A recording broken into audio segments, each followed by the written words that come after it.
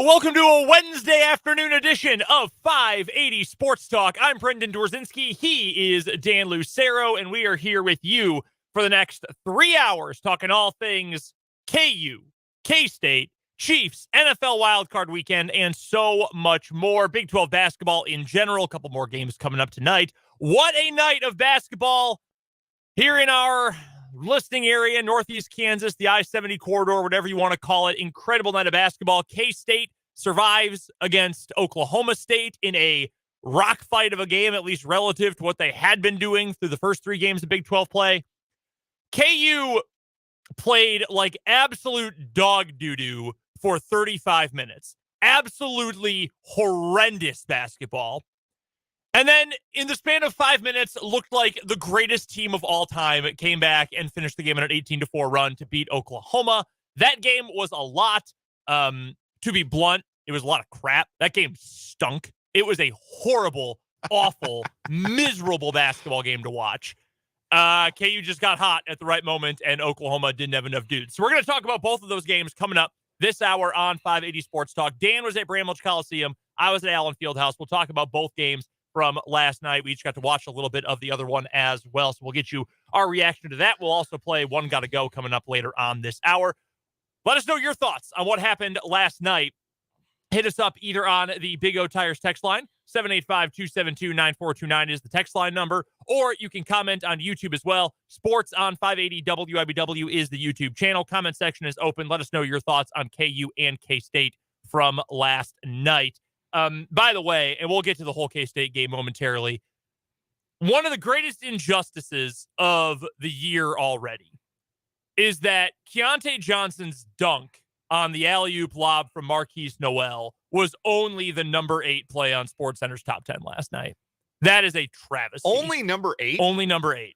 Well, it's a lot higher on my personal list. Yeah, that was freaking awesome. Look, so the media seats at Bramlage Coliseum are behind the opposite basket now. They used to be on the floor behind the basket on the K-State side. Mm-hmm.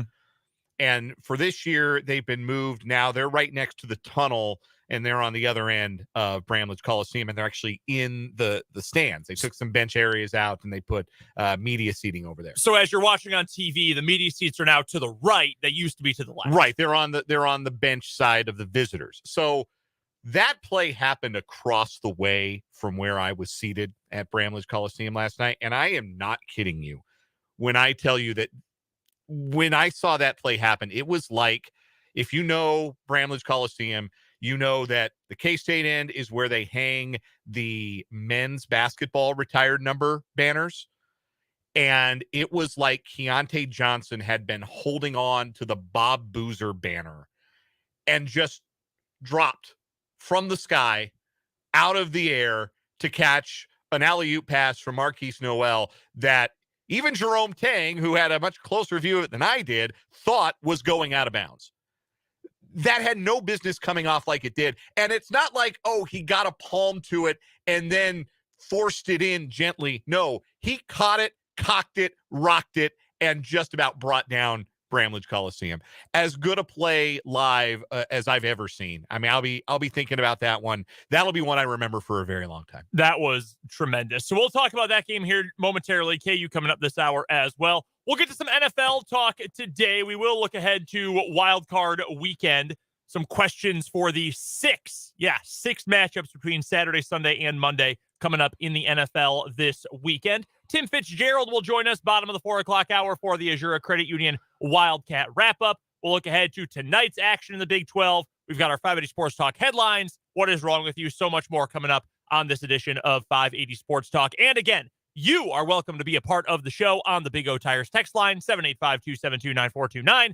And you can hit us up as well in the comment section on YouTube. Sports on 580 WIBW is the YouTube channel. Well, let's get to it with K-State versus Oklahoma State last night. K-State has won 9 games in a row. K-State is 4-0 in the Big 12.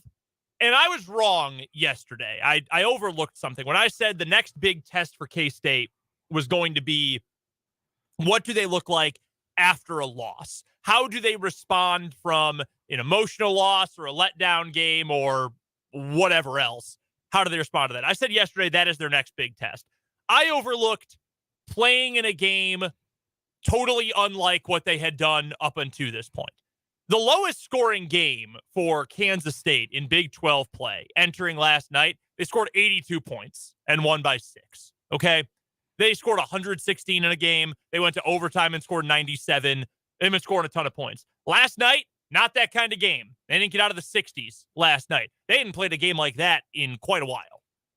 What is the response to that? How do you win a game like that? Are you able to win a variety of different games? And that's generally what we talk about with really good teams. Go look at the other team. Go look at the rival team, for example. KU in recent years, when they've been at this unbelievable level of success, they've won games where they've just piled on the opponent. They've won high-scoring, close games. They've won low-scoring, quote-unquote, rock fight games.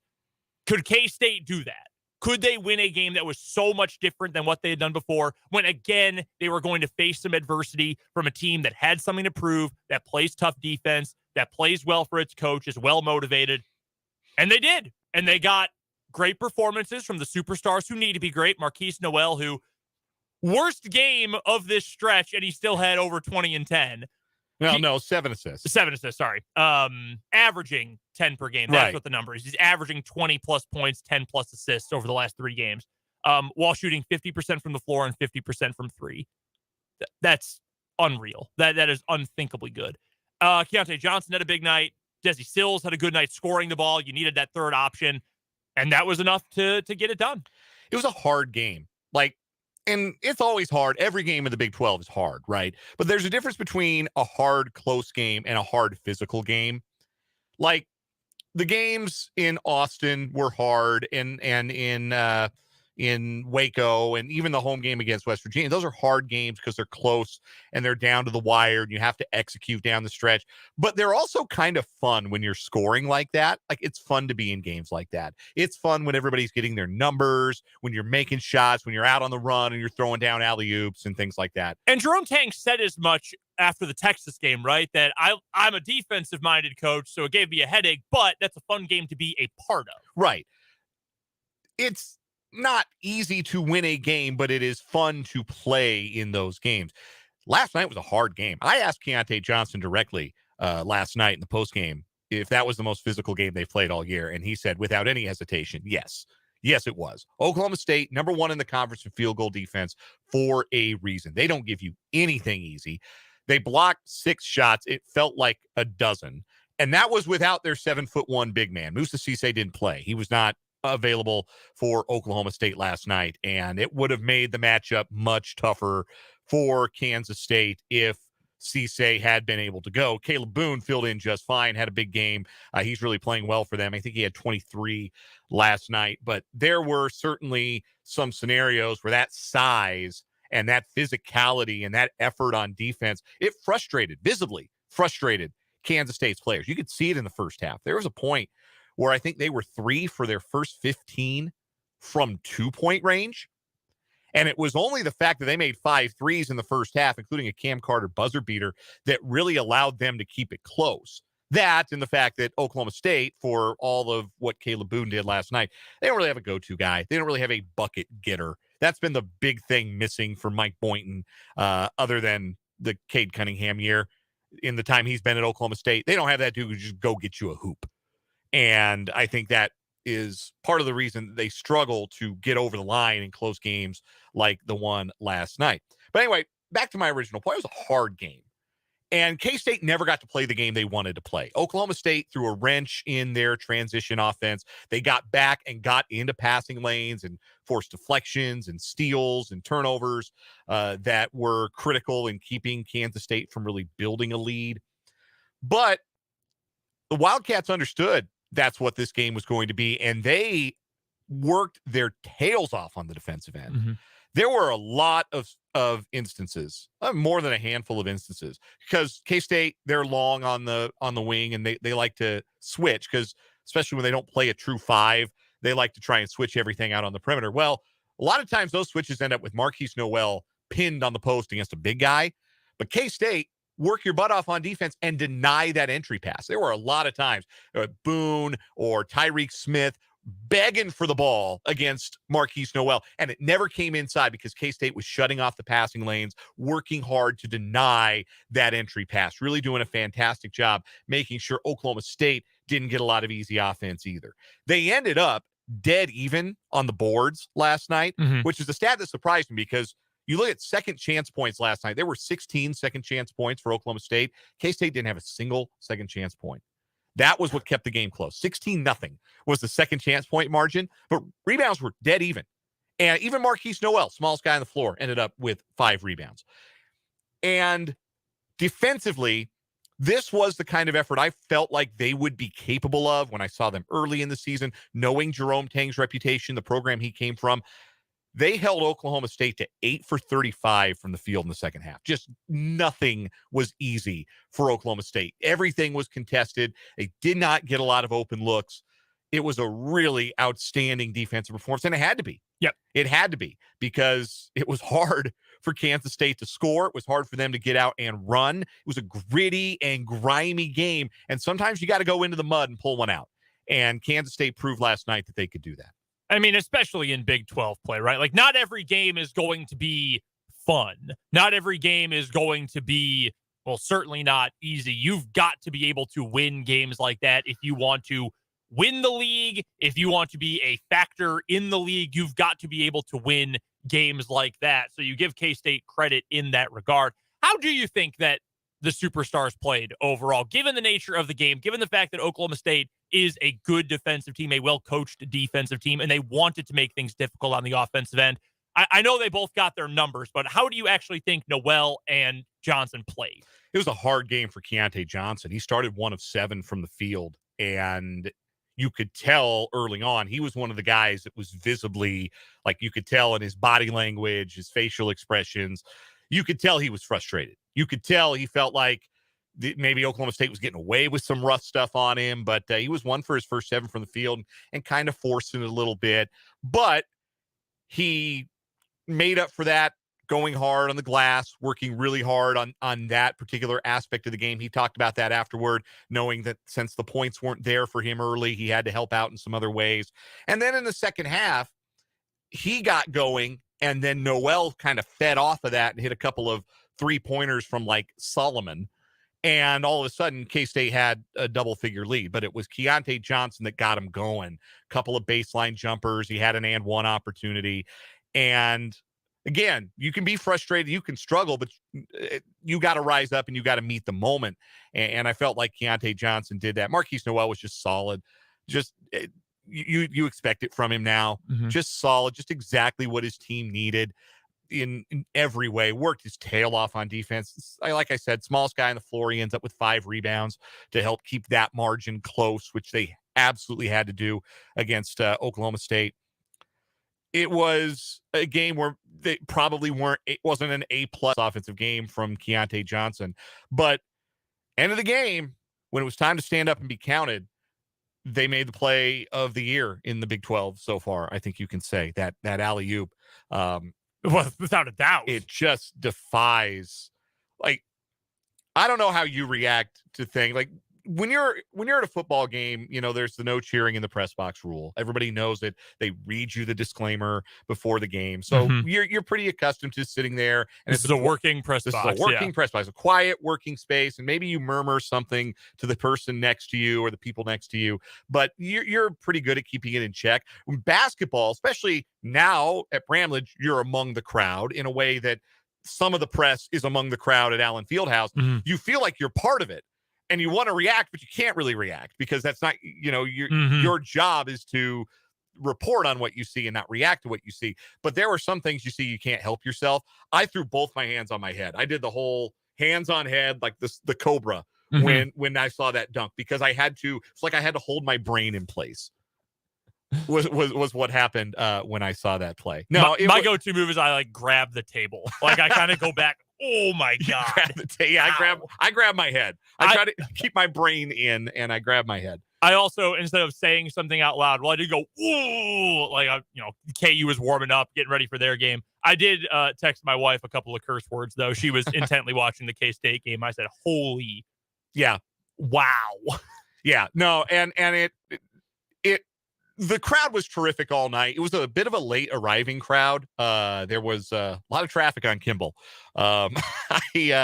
I think I went into the wrong parking lot just to make sure I could park and get to the arena and not miss tip off. I've been there. And boy, did I cut it close. So it was a bit of a later arriving crowd because of those circumstances, but it wasn't halfway through the first half. No, those seats were full. They said sell out. That's exactly what it was at Bramlage Coliseum last night, and that was an invested crowd. And it was like I said on yesterday's show. The potential was there for K-State after the big week they had last week to have a bit of an emotional letdown. Mm-hmm. And we saw Oklahoma State make that late push. They went on the 9-0 run. They got within one. They had the ball down by one on two occasions.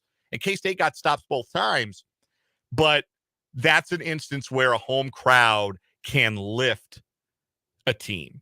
And I think we saw that last night from the fans at Bramlage. I think they gave K-State a lift when they really needed a lift. It was a really, really cool atmosphere in there. And that's something too that Jerome Tang brought up, and he spoke about, the pressures that come with being a ranked team and being newly into the rankings, and you don't want to lose that number in front of your name and the pressure that comes with that. I thought it was interesting.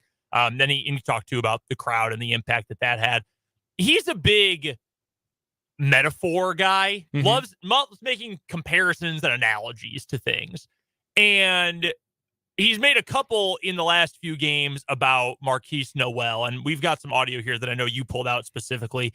He, in recent games, has talked about how Noel is, he's a train. He's big and powerful and all this, but, without tracks, it's going to create some damage and go all over the place. As long as you can keep him on the tracks, then you can do something really special. You can do something important, which probably a little bit of a tortured analogy, but you get the point. Same thing. He was saying by nature, what did he say exactly? That he's a tiger by nature, and he, loves to attack and is fierce and goes after others and always is trying to get his and all that. But the tiger's not the king of the jungle. The lion is. And now you have to, turn this tiger into sometimes being a lion. Like, these analogies are off the wall, but they're simplistic enough that you can get what he's saying. And I think Noel is a great exemplification of all these things that, we saw last year, the moments where he looked really good, that, okay, he's a dude, he's a player. There's a reason he was not picked up in the mass exodus of everyone from last year, because he could have transferred and gotten a waiver. New coach, you'll get a waiver for that. There's a reason he stuck around, and they wanted him to stick around. And you can see now that they have sort of put some more light guardrails on his game, it has turned him into a better player. Yeah, there's a bit in this clip that we're going to play here where Jerome Tang talks about and makes another analogy in regards specifically to Noel's shot selection. But last night, that's what K-State needed. They needed some juice. They needed a little bit of lift on offense because it was hard to score on the interior. Oklahoma State makes it hard for everybody to score in the paint. Like, this is not like a unique phenomenon to Kansas State. It may be more acute for Kansas State because they don't have a true back to the basket scorer. Yeah. But they make it hard for everybody to score in the painted area. That's how they're built. That's how Mike Boynton gets them playing. And they deserve a ton of credit for doing that, even though it can be hard for them on offense because they don't have a go-to guy. It never translates to a lack of defensive effort. Like, they go hard on defense for 40 minutes. And Noel sensed that his guys needed something. So against a triangle and two, which we saw some zone, we saw some triangle and two from Oklahoma State last night. They just walked into one from the logo, bang. Then he hit another one from way out and got fouled. And that was the stretch where K-State got their lead to double digits, which is as big as it was all night. But I pulled this clip for two reasons. One, because another great analogy about Marquise Noel, his shot selection specifically. But there's a great story that Jerome Tang tells after a moment of hesitation as to whether this is the right time to tell it. And he tells this story, and I think you learn a lot about Jerome Tang and how he tells this story about his relationship with Marquise Noel. But I think it's a great lesson for coaches, and I think it's a great lesson for how we evaluate athletes. And I just thought it was a really neat thing to hear Jerome Tang say, and I want to make sure you guys heard it today. We have this agreement that, like, every day you're supposed to take your vitamin, right? And you take one vitamin, when those one vitamin gets so he gets one. I take one vitamin a game, and so like if it goes in, it's not a vitamin. If it's a bad one, then that okay. I had my vitamin. You know what, man?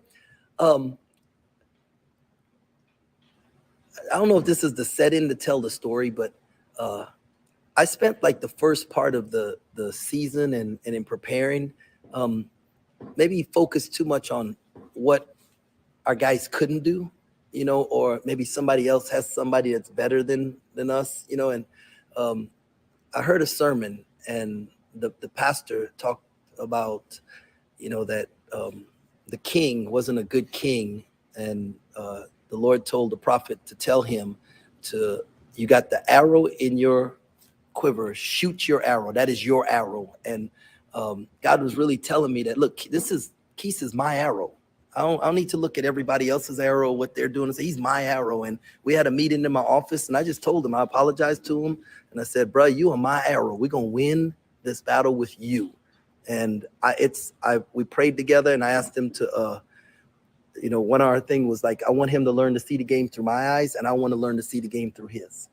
And I feel like since that time, I haven't allowed like little things that really don't matter to bother me. And I think he hasn't allowed like my coaching, or sometimes when I say something to him, to bother him. Like we're just moving forward together. And so he loves K-State. He loves the game of basketball. He works so hard. And I have to learn to like just take my hands off and let him be who he is.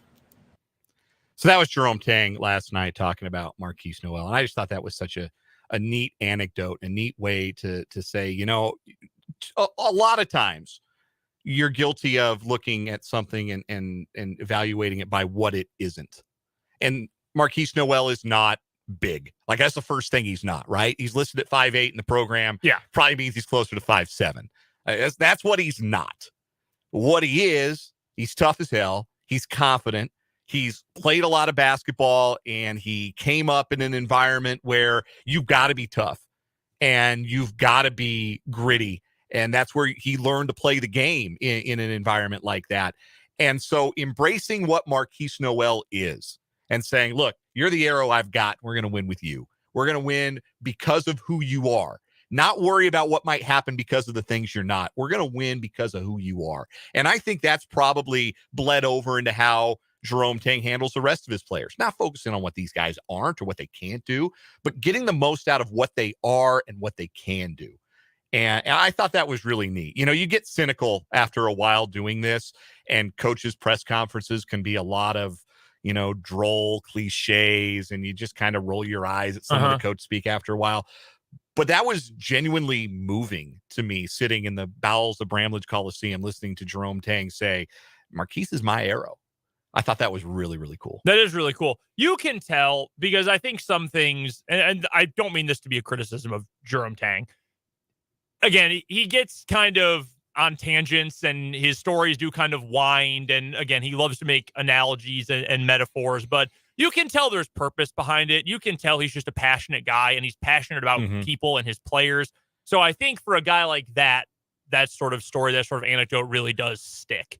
Like you really get it, and you get what he's trying to say. It's authentic. It feels authentic. The way that he walks in his Christian faith, it feels authentic in a way that it doesn't always feel with coaches. There are a lot of Hugh Freezes out there. Yeah. But it feels authentic. It feels real with Jerome Tang. And I think he's connected with his guys in this way, in large part because of that. And the other thing too, just from a, to get more secular with it, I mean, you just look at it from a coaching perspective. The best coaches, really in all sports, but especially you can look at college basketball, they build their system around the pieces they have. They don't try to shoehorn you into something. Great antithesis. John Calipari, still trying to run an offense from 2011 out there at Kentucky. These pieces don't fit that. They don't. Well, nobody does because it's outdated, but like Cason Wallace isn't meant for that kind of thing. Even Oscar Tshiebwe at this point is not meant for that kind of thing. It's not working. But take a look. Again, sorry, K-State fans, to make this same comparison, but look at what Bill Self has done. He has completely changed the way he essentially views the game of basketball in the last 5 to 6 years to fit the modern game and to fit the players he's been able to recruit. Jay Wright, I think, is a great example of this. When they won the title in 2018, we knew that team very well. They were just launching it all over. They felt like the Golden State Warriors of their peak years. Last year's team that got to the Final Four, they weren't like that. They were grittier last year. That was a much different team. You evolve. You fit to the pieces you have, to the personalities, to the talent. I think that's what Jerome Tang does. I think that's what he has done. That's a big reason why K-State right now is a top 15 team in the country. And you could argue they could be even higher. Great coaches shoot their arrows, and K-State's got a great coach. We've got to take a time out here on 580 Sports Talk. We'll talk some KU coming up later on in the hour. But on the other side of this break, we'll play a little One Gotta Go here on 580 Sports Talk.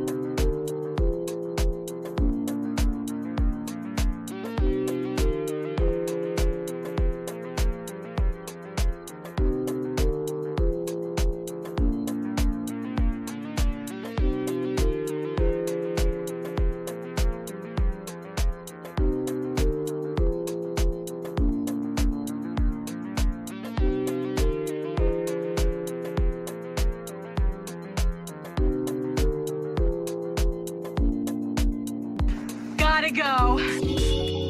Time for One Gotta Go on 580 Sports Talk. Brendan Dworzinski and Dan Lucero here with you. Don't forget that you can hit us up on the Big O Tires text line, 785-272-9429. You can also reach out to us in the comment section on YouTube. Sports on 580 WIBW is the YouTube channel. Go subscribe if you haven't yet. All you have to do is click the subscribe button and you get all of our videos in your home feed on YouTube. Again, Sports on 580 WIBW is the YouTube channel. Shout out to everybody who's been chiming in the comment section and on the text line so far today. We'll get to more Big 12 thoughts later on in the show. And in fact, Dan, to start off, One Gotta Go, I'm going to give you I'm not going to put Texas Tech in the group because they're kind of a mess right now.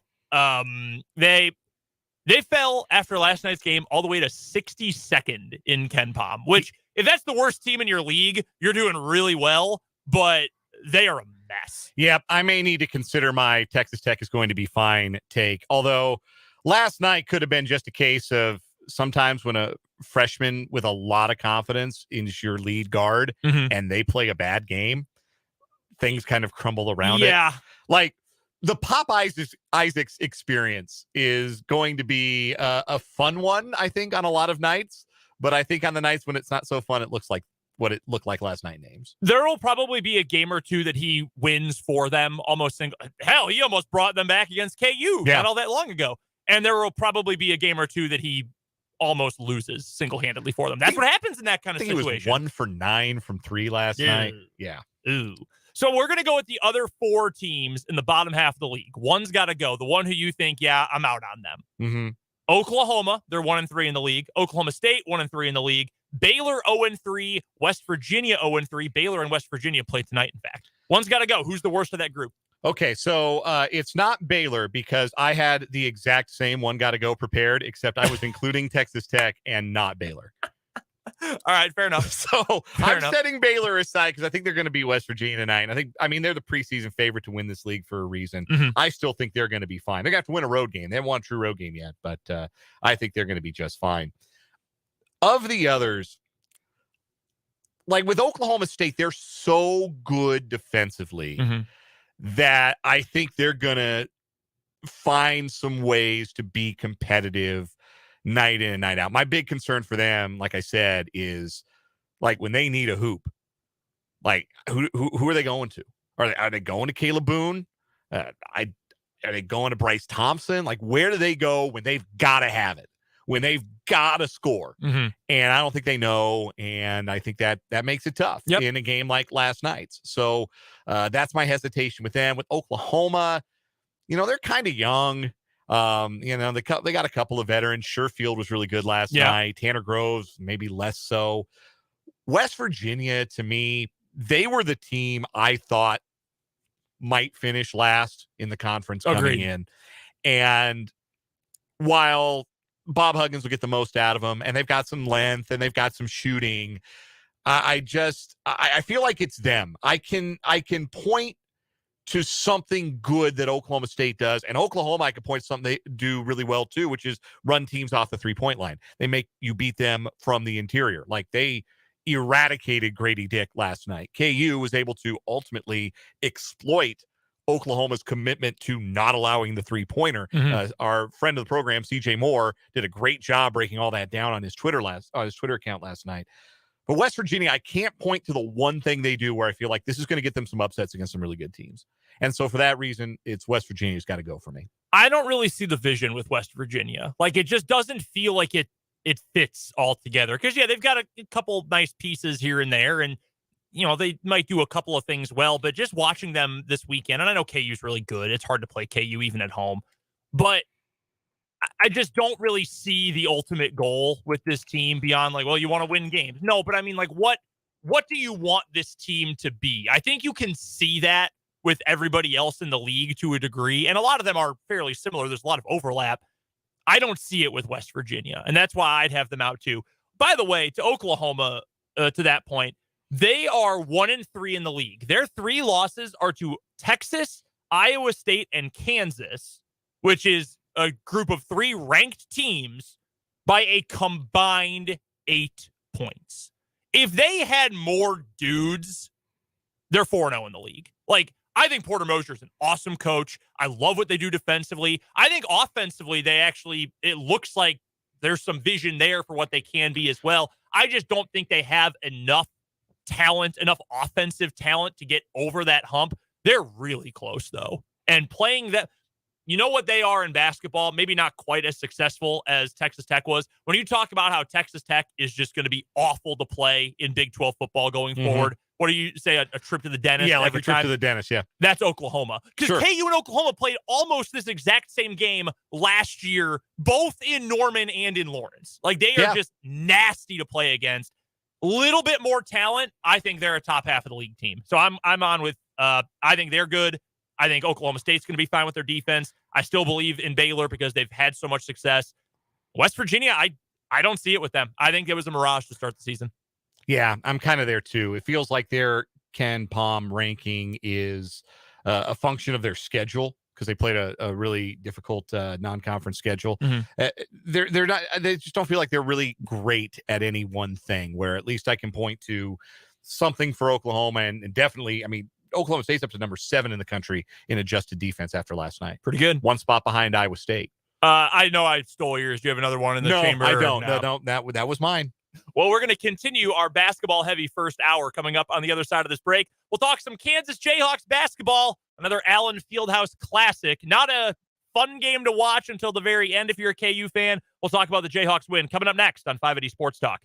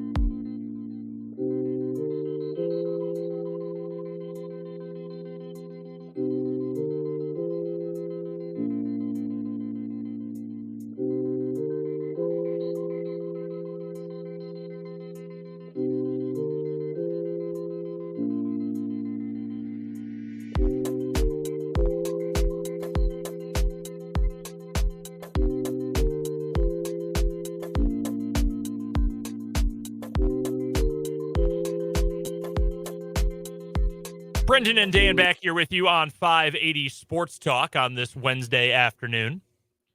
College basketball heavy first hour of the show. We'll talk some NFL coming up next hour. Plus, Tim Fitzgerald will join us for the Azure Credit Union Wildcat wrap-up. Last night, though, at Allen Fieldhouse, your boy was there for that one.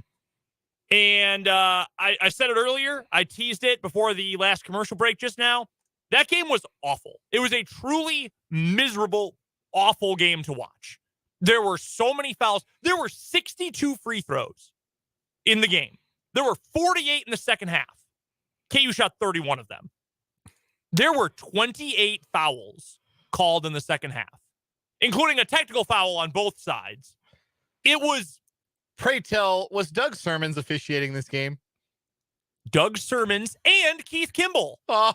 And you know what? The crazy thing is, I think Amy Bonner had the worst night of any of them. Bill Self got a technical. They were on opposite sides of the floor. She saw him take one step on the hardwood. She was ready to go with that technical. She was awful. Kimball was terrible. Sermons did his normal thing. I would take 3 John Higgins every single game to get none of them ever again. Look, we had Kip Kissinger at Bramlage last night, and got a little dodgy for a period of time there. I loved how one time they tried to review and see if Tyreke Smith shoving Desi Sills was a flagrant foul. And then they decided, no, actually, he was just trying to stand up. He didn't mean to shove Desi Sills. So it's nothing. It's no foul. It's nothing at all. A 3-minute review, nothing for nothing. That being said, I would rather have 3 Kip Kissingers than 1 Doug Sermons. Doug Sermons is the worst official in the Big 12. Yes. And I'm not even sure it's close. Every time I think Doug Sermons has been responsible probably for more technical fouls easily than any other Big 12 official. Easily. Yes, we get it, guys. You're here. We understand. I said this on Twitter during the game. KU got a little bit of a raw whistle in the first half, but I'm not naive enough to say, oh, you people say KU gets all the calls at home, huh? I'm not an idiot. I mean, come on. So I knew there was going to swing back the other way in the second half. It was horrendous. Oklahoma had 10 fouls within like 7 minutes. It was so bad. KU went, and these two things are intertwined here. KU went almost 13 minutes, 12 minutes, and I think it was 52 seconds without a field goal in the second half. From 1754, I believe it was, to 5:02, they did not have a single field goal. It was unthinkably awful offense. And Self said after the game, look, Oklahoma got in foul trouble. There were a lot of fouls called in the game. Our only offense was we had to keep driving to the basket because we couldn't run anything. They were running us off the 3-point line. Grady Dick was being face guarded the entire game. With 35 minutes in the books, KU was 16 of 49 shooting overall, and it was shooting 32% on twos. And according to Matt Tate of the Lawrence Journal-World, he was counting throughout the game, told Self this during postgame. KU missed 21 shots at the rim. Ugh. 21. We're talking about a game that they won. They won. That's the amazing thing, is the fact that they were able to linger around. And that goes back to the point I mentioned last segment that I just don't think Oklahoma has enough guys on their roster offensively. They were way over dependent on Sherfield last night. Yes, and he played a good game. He played a really good game, but they only got one of those. Tanner Groves was a nobody. He didn't do anything. Zach Clements, the Tanner Groves stopper, had 12 minutes in the game and had 10 points. It's the most he's played and been effective all season long. KU ended the game on an 18-4 run. They made 5 of their last 7 shots. They got exceptionally hot at the very end. And OU just couldn't keep up. And they said it at the end of the game. Grant Sherfield and Sam Godwin spoke and said, look, we killed ourselves. Like, credit to them for playing well, but we gave up too many transition baskets. And we said that going into the game yesterday. Like, if you give up transition opportunities to KU, they're going to make you pay. Jalen Wilson, off a scramble drill, offensive rebounding. We knew that was going to be a big factor in the game. 3-pointer, that was big. Got the run out to 5-0 at one point. KJ Adams was great. He has been KU's best player, second best player after DeJuan Harris recently, because Wilson keeps scoring and rebounding, but he's been so inefficient. Mm-hmm. I don't think you can call him KU's best player in the last couple of games. I will go so far as to say that KJ Adams might be the most indispensable Jayhawk through the first 4 games of the Big 12. I think you can say that. I mean, Michael Swain told us yesterday during 23rd Street Brewery Jayhawk Weekly that, hey, look, KJ can do a lot of different things. No, he cannot really protect the rim like a traditional center, but he can guard out on the perimeter. He's a good athlete. He's got high energy. He can score. His offensive game has exploded. He had 22 points last night.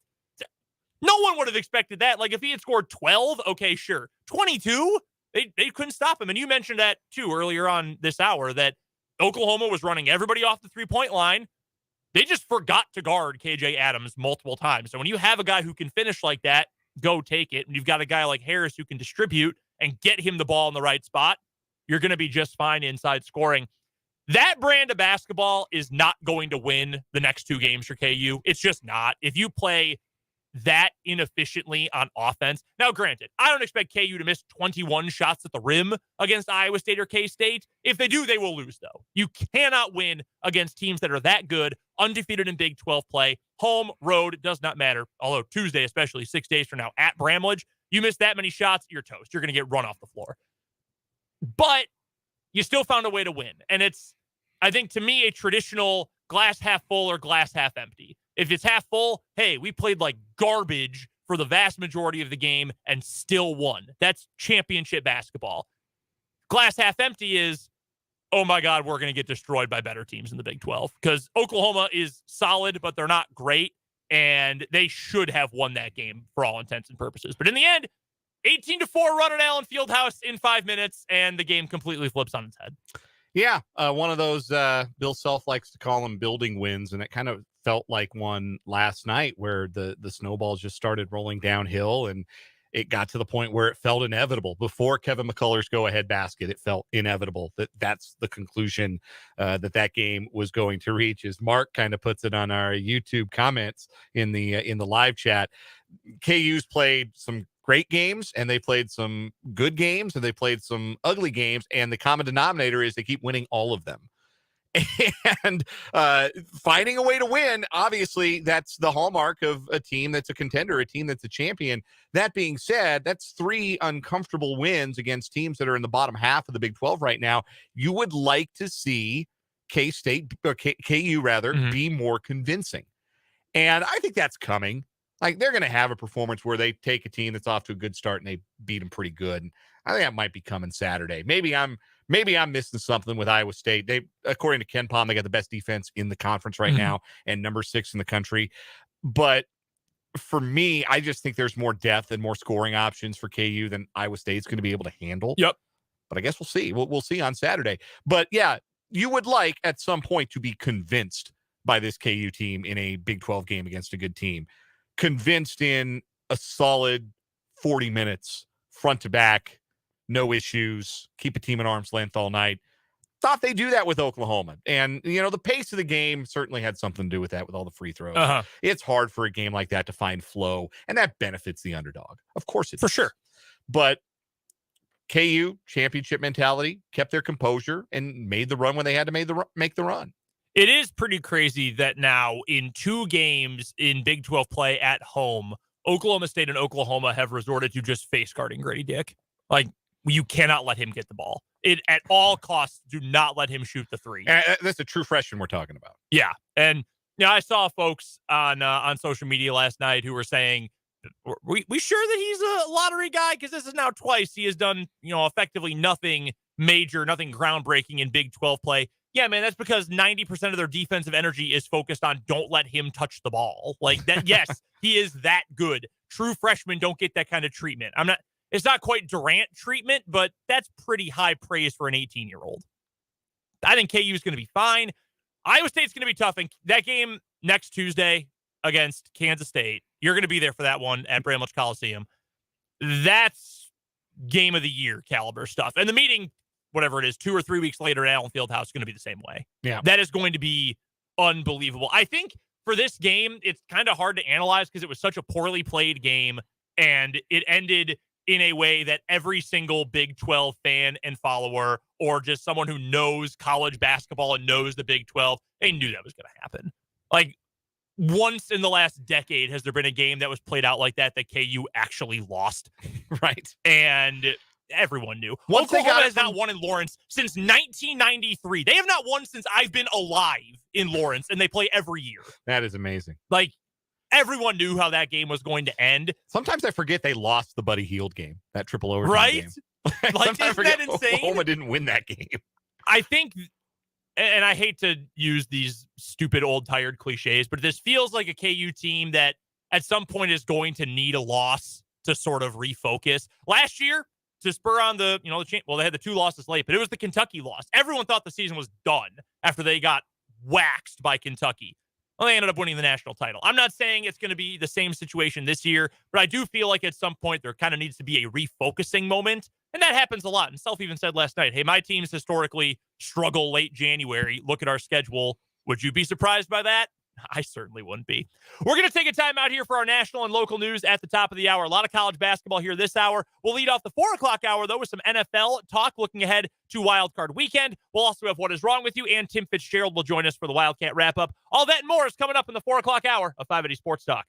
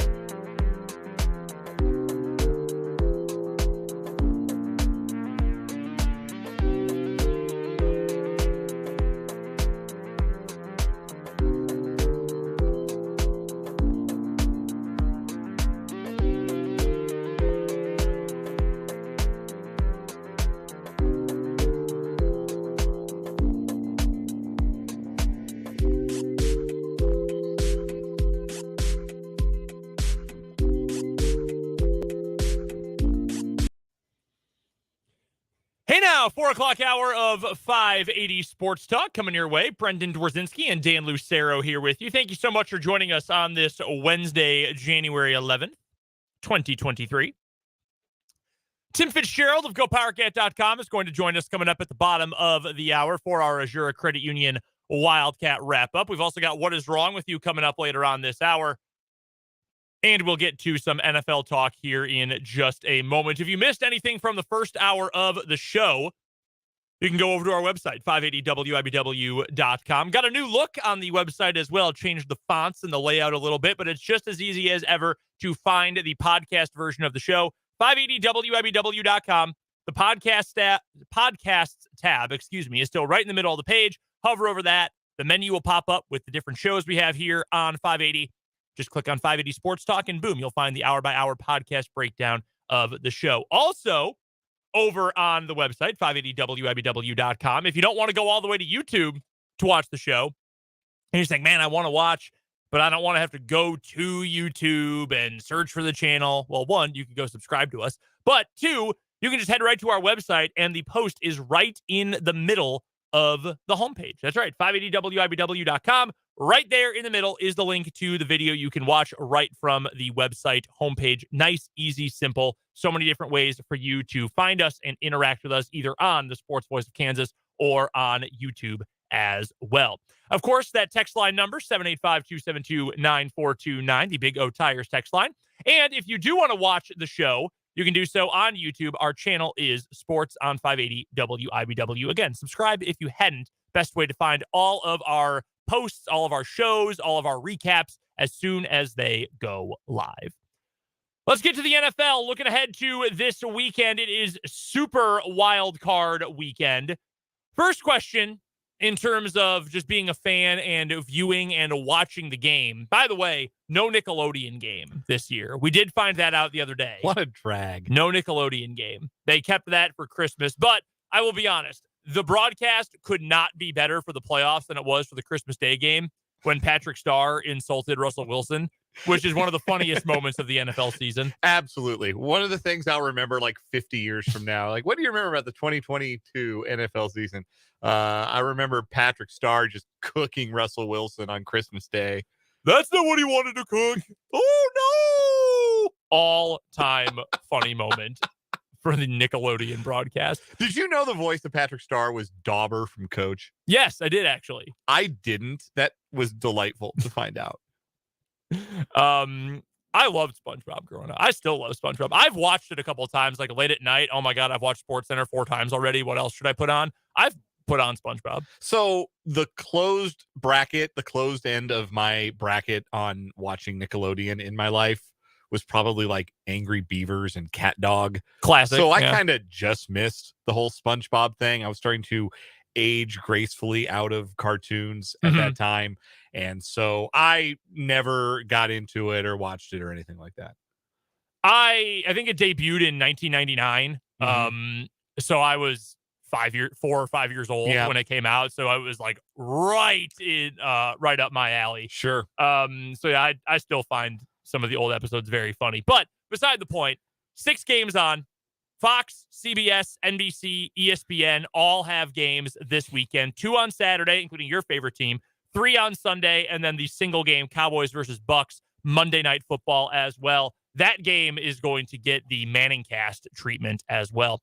Which game are you most excited for, Wildcard Weekend?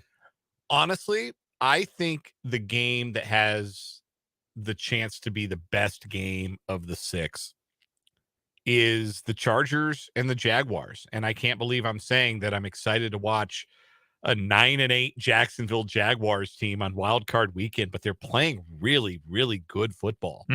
And the Chargers, before they gave up 7.5 yards per play to the corpse of Russell Wilson and the Denver Bronco offense in week 18, they were also playing really good football. And so I think this matchup is a really fun one of 2 exciting young quarterbacks in Trevor Lawrence and Justin Herbert. And, of course, there's also the likelihood that the winner of this game ends up playing the Chiefs. Yes. It's also a bit of a winner by default because, like, Seattle, 9.5-point dog. both of the AFC games on Sunday look like they're going to be blowouts. The higher seeded teams going up against backup quarterbacks. It's been confirmed. Skylar Thompson is going to start. It won't be Tua. It's probably going to be Skylar Thompson for Miami.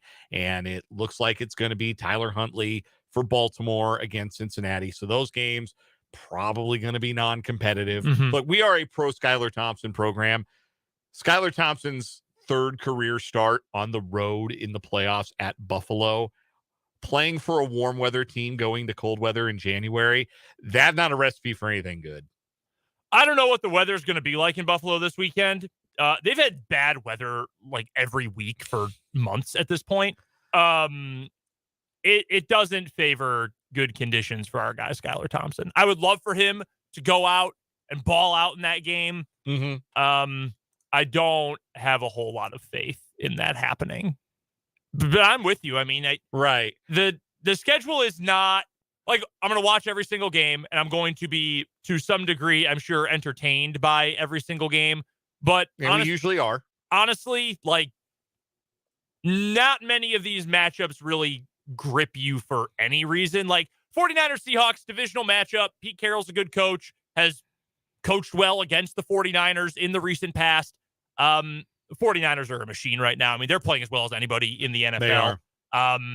Don't love the Seahawks defense matching up against the 49ers. Not a great matchup. Dolphins, Bills. That sucks for the Dolphins. They started out the season so well, but third string quarterback. They do not play well in cold weather. They really never have. And the Bills are obviously one of the best teams in the league. Ravens, Bengals. Bengals should cruise in that game. Cowboys, Bucks. The Cowboys have bad vibes, and the Buccaneers are just not good. Here's the thing I like about the Cowboys-Buccaneers game. That's one of those whoever wins, America loses, or no, whoever loses, America wins matchups. Which I guess you could look at it both ways. Yeah. Whoever wins, America loses. Yeah, either Tom Brady's going home early or the Cowboys are going to pratfall with a spotlight all to themselves on Monday night. So you got a wide swath of America who, hey, either way, we can't lose. America wins on Monday night, no matter who loses that game. We're getting either the Cowboys or Tom Brady out the paint. So you'll take that. That's a great Manning cast game, though. It is. Like, I don't want either team to win, so I'll watch the Mannings talk about it. I think that's a fair trade-off. By the way, it's going to be right around freezing in Buffalo at noon on Sunday. So for those who might be interested in gambling purposes, when it was confirmed that Tua Tagovailoa was not going to be able to make it back for Sunday, the line at FanDuel had already been Bills -10. Heavy favorites. Yes, that's a big number for a playoff game. It went up in 3 minutes to 11.5, and by the end of the half hour, it was at 13.5. Like, again, this is a pro Skylar Thompson radio program. Yes. You will not find two sports talkers anywhere who are bigger fans of Skylar Thompson than the two of us. But we also pride ourselves on not doing the hot take thing and being as realistic as we can be. And the Buffalo Bills are one of the favorites to win the Super Bowl. And the Dolphins have to go. Even if Tua was playing, you would take Buffalo probably by a touchdown plus in this game. Yeah. But Miami doesn't play well in Buffalo, generally speaking, especially if the teams are even close to evenly matched. Would love for Skylar to play well. Don't think the rest of his team, even if he does play well, is going to do enough for them to win that game. So the other ones I didn't mention were the one you picked for best game, which is Chargers-Jags, and Jags are playing well. And we saw the last time Justin Herbert played in a do-or-die game, effectively a playoff game, last year, Week 18. That's one of the best quarterback games I've ever seen. He was incredible in the end of that game. So maybe we'll get something similar to that. Also, I do think Giants-Vikings has potential to be a good game. Again, I don't like the Vikings. I'd rather they not win. It'd be very funny if they lost. I think that game has potential to be pretty entertaining, though, because I don't know how it's going to turn out. Yeah, the first game they played this season was a banger. It was. 61-yard field goal by Greg Joseph at the gun to win it? Or was that in overtime? No, that was the end of regulation. It was the end of regulation, if I remember correctly. So I think that also has potential to be a pretty good game. So those are the two that stand out, I think, pretty clearly for me. Here's the follow-up question, and you asked something in this vein to Matt Verderam on Monday's show.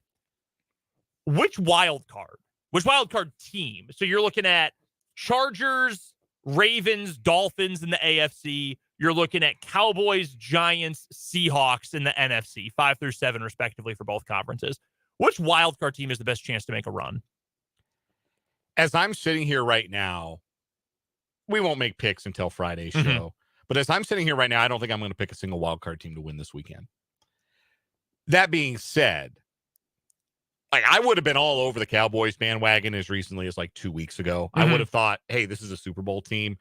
But they just limped to the finish and were so bad, like jarringly bad. Yeah. I guess one thing to, you have a bit of an off game, you turn it over a couple times, whatever.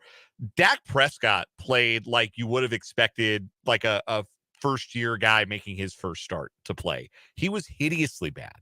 And it was the kind of performance that makes you question, like, is this team playoff ready or is this team ready to be done?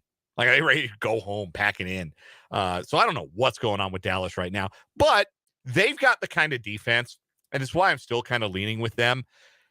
Micah Parsons hasn't put up the big sack numbers down the stretch. Another reason, perhaps, that Dallas hasn't looked like the team that they looked like kind of in the midway point of the season. But they do have the kind of defense that can be disruptive and turn a game on its own.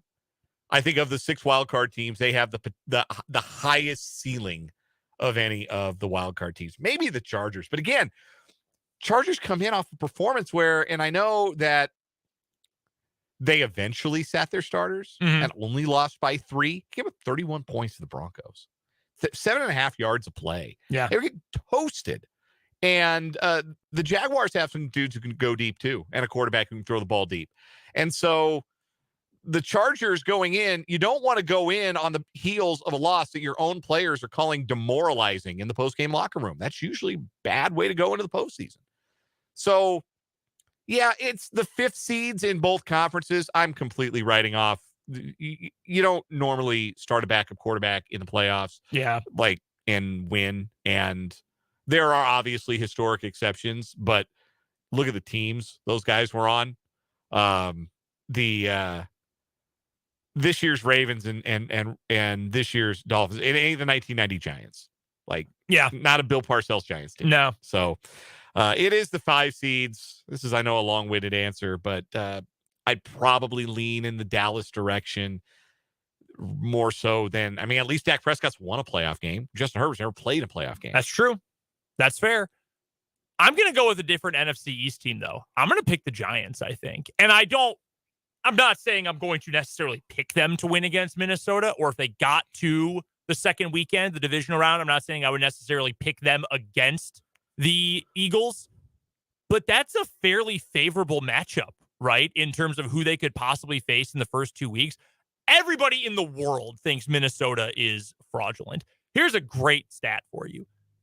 Or a great fact, I guess, based on a statistic. DVOA, which we talk about all the time, the efficiency metric from Football Outsiders. The top 10 teams in DVOA all made the playoffs this year. All 10 of them. The Minnesota Vikings finished 27th in DVOA. 27th. That's one of those metrics similar to KenPom in college basketball. It's not necessarily always a product of what you've done so far, but it's a mix of what you've done and also predictive modeling. I know we're getting into real nerd stuff here, but it's supposed to indicate both predictive stuff and production you've already had. Minnesota's among the worst teams in the entire NFL in that category. That does not bode well going into the playoffs. Yeah, you wouldn't think so. I think the Giants can beat them. They nearly did beat them just a matter of weeks ago, as you mentioned, when Greg Joseph hit that 61-yard field goal. And look, divisional game in the postseason, the Eagles are the first or second best team in the NFC, but divisional game, they know each other well. By this point, the coaching staffs know the opposing roster very well, know the opposing game plans pretty well. I think that actually matches up pretty well for New York. So I think the Giants is a 6 seed, mostly just based on who they are going to end up playing in the postseason. I think that ends up being fairly favorable. And I do not trust, well, I don't really trust Daniel Jones either, but I don't trust the Cowboys one bit right now. They did nothing down the stretch to make me think, yes, I believe in you, Dak. I believe in you, Mike McCarthy or Kellen Moore or hell, even the defense. Their defense was not good down the stretch. And gave up 34 points to Gardner Minshew. Who, a week later did not exactly light the world on fire in his second start of the season. So that's probably where I would lean. Man, this is not the most enticing schedule in the world. I got to be honest with you. It's not. The most likely opponent for the Chiefs is going to end up being the winner of Chargers-Jaguars. If the Ravens beat the Bengals, that's the upset of the year in the NFL. I don't know. The Colts beat the Chiefs.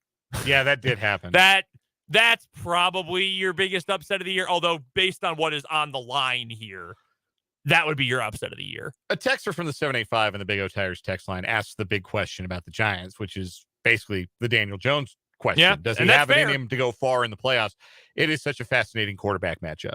Daniel Jones and Kirk Cousins. Because if there's a quarterback that most people will absolutely tell you they do not trust in a big moment, it's Kirk Cousins.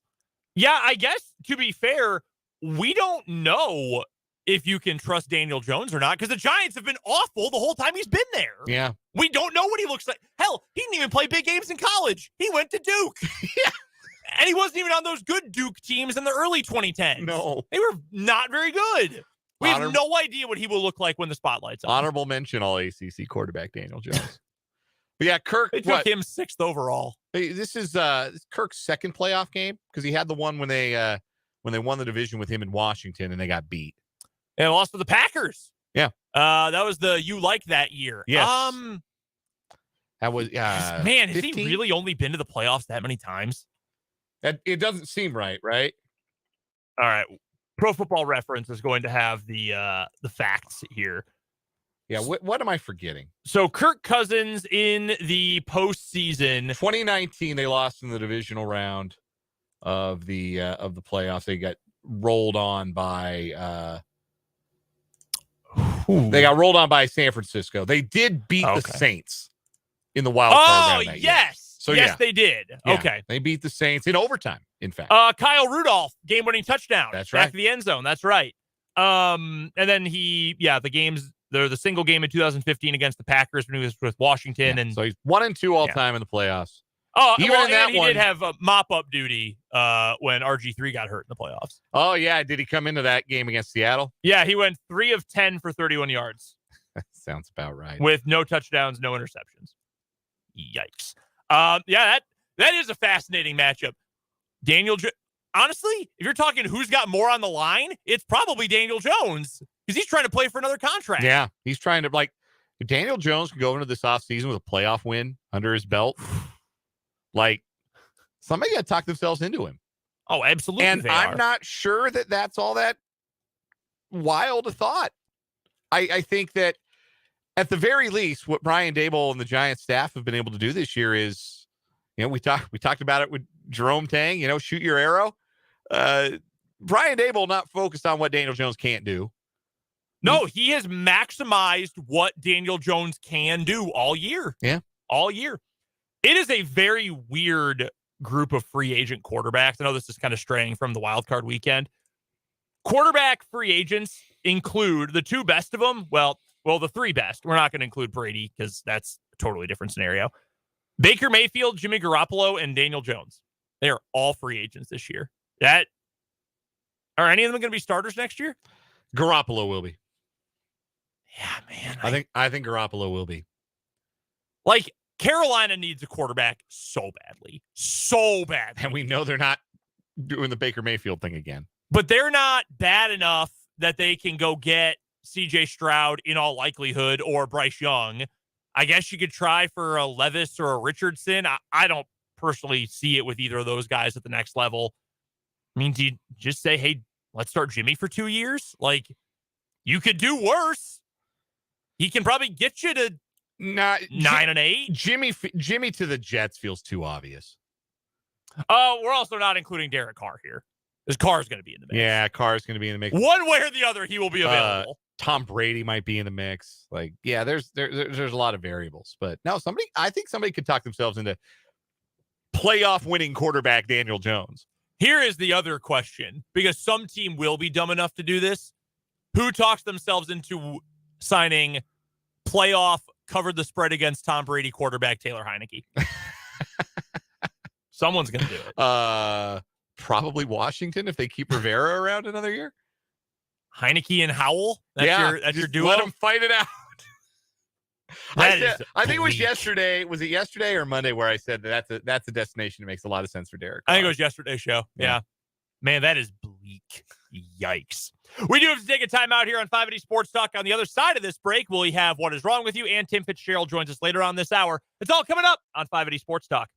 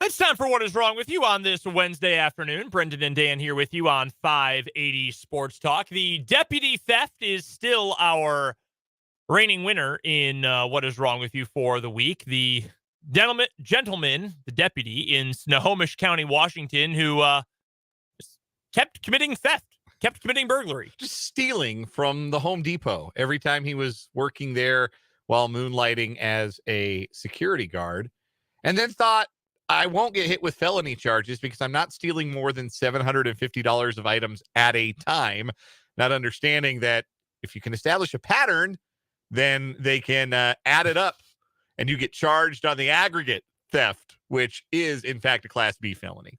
Also, he's no longer a deputy, but you probably didn't need me to tell you that. No, that one probably goes without saying. I'm going to go first today in What Is Wrong With You with a listener-submitted story. Hey. That listener, my wife. Oh, she DM'd me this story last night while I was at the KU game and said, "What is wrong with you?" with a question mark. And I said, "Oh, hell yeah." So shout out to my lovely wife, Abby, for this story today. We're going to South Euclid, Ohio, where a man from Garfield Heights, Ohio, was arrested last week after investigators say that he stole a shopping cart full of packaged meat to then resell to restaurants. There's a picture. No, there's a whole picture from WKBN TV in Ohio. You got a whole charcuterie board in there, man. They got that roll of ground beef, some sliced meat. We see what looks to be a sirloin steak in there, various other cuts of meat. A rack of ribs. Yeah, that's what that is. Just sitting in this suitcase. So according to the South Euclid, Ohio Police Department, Walmart reported a shoplifter who pushed a shopping cart full of various packaged meats and a suitcase out of the store without paying. Investigators say the suspect then filled the suitcase with the stolen meat. Anything he couldn't fit in the suitcase, he just threw in the dumpster.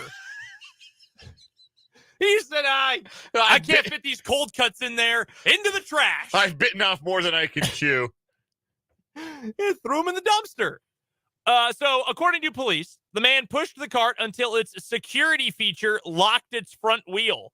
He then just walked off with the suitcase. Officers stopped the suspect at the RTA bus stop across from the Walmart. The suspect, a 62-year-old man, told officers he sells stolen meat to restaurants at half the price. He's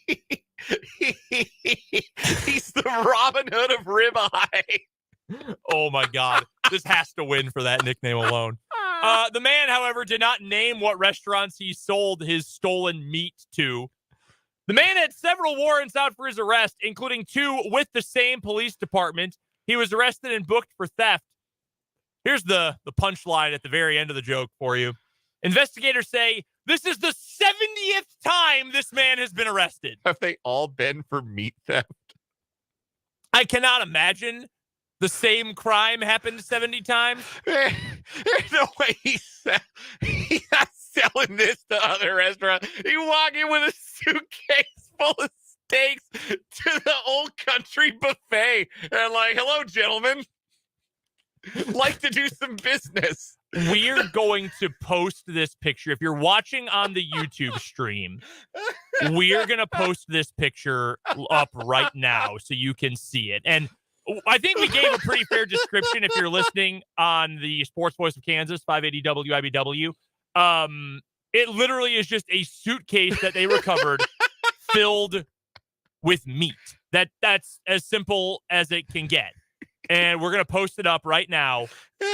It is just a roller bag of meats. We've got beef liver in there. We've got some ground chuck. Again, we've got a nice big cut of steak up in the half of it. He's just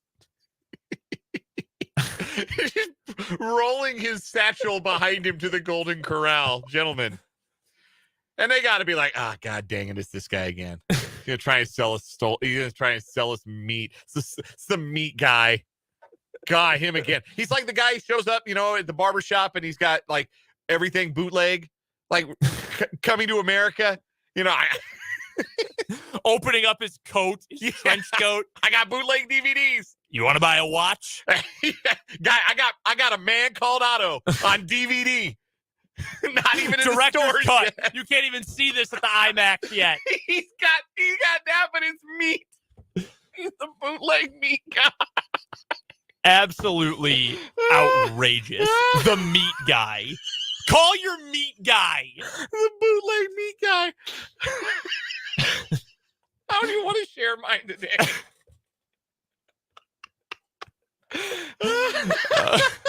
Oh gosh. All right. Well, you don't want the cold cuts? I got ribs. I got sirloin. Oh, I wish I knew how many of those 70 arrests were for the same crime, because he seemed to tell the officers very matter-of-factly what it is that he does.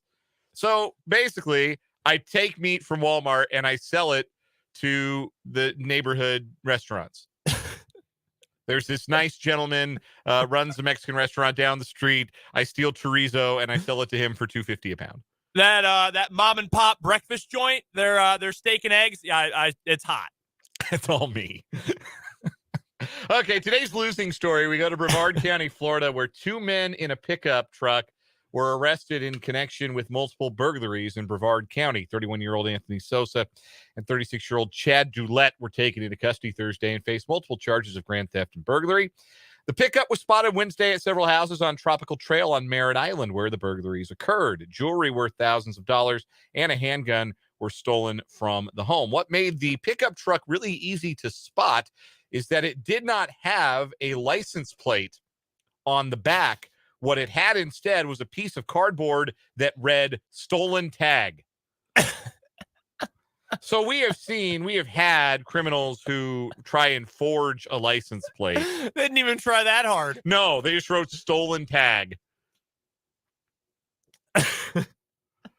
That's pretty funny. Yeah, like nothing. Surely nothing we can do about that. Is that your get out of trouble free card?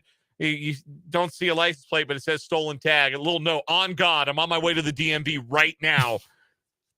Just got to make a quick pit stop at all these houses for all this jewelry. Made it very easy to find them. Both men have been convicted in the past on charges of grand theft and attempted burglary, respectively. So that's a nice story, but doesn't beat bootleg meat. Bootleg meat. This man's been arrested 70 times. And he's like, how can I go to jail next? I know. I'm going to steal meat and sell it at Golden Corral. Yeah, the thing that gets me, he's just throwing meat in the trash, too. Yeah. You know, like, man, I'm going to leave this by the front. Maybe they can put it back on the shelf. I couldn't get this salami in my Samsonite. It's got to go to the garbage. I'm not going to eat it. And you're not either. Oh, my God.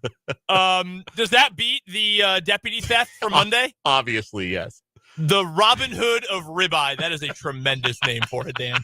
That is sensational. That is our winner. Shout out to my lovely wife, Abby, for recommending this story. She gets the assist. That is absolutely sensational. That is our new winner. And what is wrong with you? We've got to take a break. A man who has had a couple of cuts of beef in his life, Tim Fitzgerald. He joins us next on 580 Sports Talk.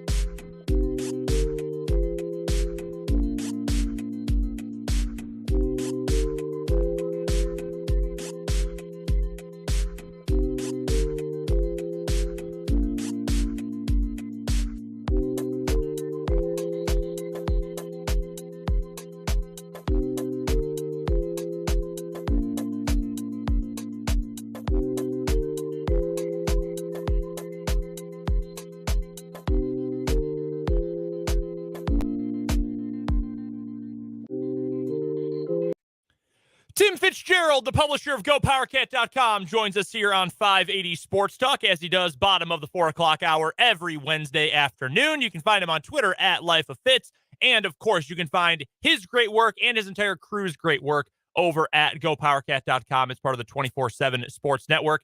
Fitz, lots to get to on the K-State front today, and we'll, of course, get to all of it, including another big win last night. But first things first, and more importantly than anything else, we wanted to make sure you know that we are behind you. If you didn't see on social media or here on Go Power Cat this week, Fitz is dealing with a return, and Fitz, I'll let you have the floor to give the specifics because I don't want to get anything wrong. But a return of Fitz's cancer, and I just want you to know, Fitz, that we are behind you 100%. You've always got us behind you, getting your back, and just wanted to let you know that we're thinking about you right now. I'd be willing to give you some free cancer samples if you want to take those. Got some extra stuff laying around. You could just have it. I don't know that we will take you up on that. But okay, that's probably smart. But again, on a serious note, Fitz, do want you to know that we're thinking about you, and I know a lot of people have expressed that on social media, and I'm sure have to you privately as well. That we're thinking about you right now because I know it's tough, but you've been through a lot, and we know you will get through this as well. Yeah, I appreciate it. My support system is incredible, from friends and family, fraternity brothers, to my fellow members of the media, and just people who I've gotten to know through the years, whether it's work related or not. It's really special. And we always say when we bring Fitz on, we bring all of our guests on, where you can follow them on Twitter as well. And Fitz made the announcement on his social media earlier in the week. And for updates on that, and just to get a little bit in the mind of Tim Fitzgerald, Life of Fitz on Twitter is where you can find him. And of course, all the stuff at Go Power Cat. But we are rooting for you, Fitz, and we're here for you no matter what. We do have plenty of K-State to get to this week. And last night, K-State, big win at Bramlage Coliseum to knock off Oklahoma State in a game that was so much unlike anything else they've done so far in Big 12 play. What stood out the most to you, Fitz, about that game against Oklahoma State last night? Well, I guess the two things would be, one, that they found a way to win a game that wasn't quite played to their style. They persisted and overcame. The other being Mike Boynton had his team really well prepared for that game, and might have put some stuff on film that that other teams are going to try to emulate. I don't know if they'll be able to, because Boynton's team was so good athletically matching up with K-State. They were able to take away some of the things that K-State does really well. It was kind of a game that got muddied up quite a bit, and K-State found a way to get out of that with a win too. Marquise Noel has been, I'm not even sure what the best superlative to use is for how well he has played. I mean, the numbers are outrageous. He's averaging over 20 points per game, averaging over 10 assists per game over the last 3. He comes up with big shot after big shot, and if it's not scoring the ball, he's making a big play, like the assist to Keontae Johnson for an absolutely absurd alley-oop dunk last night. Do you have a superlative for what you've seen from Marquise Noel as of late? Just completely dominant. I mean, your inches per production there are pretty incredible. I don't even know how tall he is, 5'8". But to credit Jerome Tang, I think he's just kind of found a way to maximize what he gets from Marquise, and he's just surrounded by teammates that make him better in the fact that they know how to attack the rim. So when Marquise breaks down the defense, he's almost always got someone making themselves available by cutting to the rim. So he's getting a lot of assists from that. And his scoring is just outrageous. His ability to shoot the ball sometimes really deep from 3. He's done an incredible job of really building his game. And, I want to credit the coaches in some way and the teammates in some way, but this is Marquise Noel. He's just done this. I saw a story that he didn't go home to New York for Christmas. He stayed in Manhattan and was in the gym on Christmas Day. And I think he smells blood in the water, a huge opportunity to change not just his basketball career, but quite literally his entire life. If he can prove he can play at the next level, man, he's just really been something else to watch. Tim Fitzgerald at GoPowerCat.com is our guest. This is the Azure Credit Union Wildcat Wrap-Up. We do it every Wednesday here on 580 Sports Talk. You can follow Tim at GoPowerCat.com and on Twitter at LifeOfFitz. Fitz, the players and coaches alike were effusive in their praise for the Bramlage Coliseum crowd last night.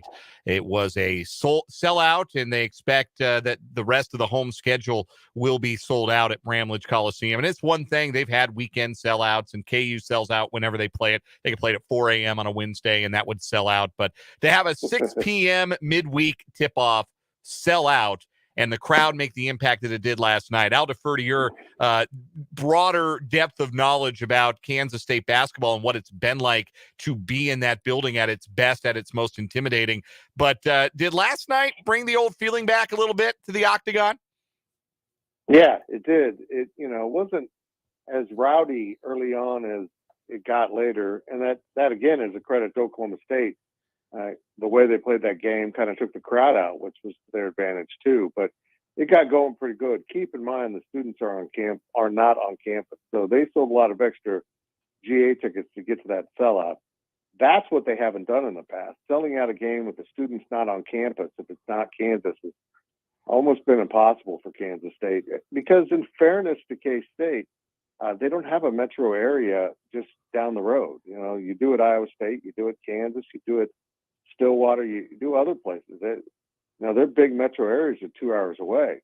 So to ask fans to come in for a 6 p.m. midweek game, they're getting off work early to get there in time. It was a late arriving crowd because of that. But to bring so many fans in from traveling in for a Tuesday night game is awfully impressive. And they now strangely have yet another road trip to Texas this weekend before I'm fairly confident it'll be a pretty rowdy crowd the next Tuesday when a team called Kansas shows up in Bramlage Coliseum, and the students will be back for that game, and it could be utter chaos in the arena.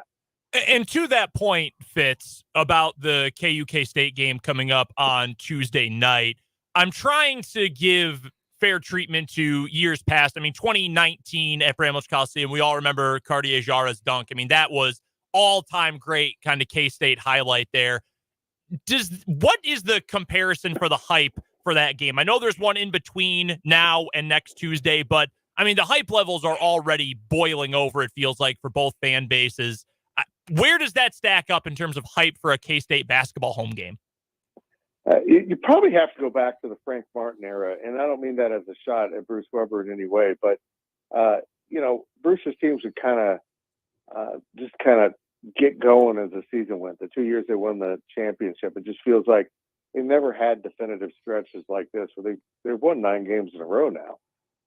And they've shot up into the rankings. I imagine they might be a top 10 team if they win Saturday. By the time then that rolls around, it's really hard to find a comparison.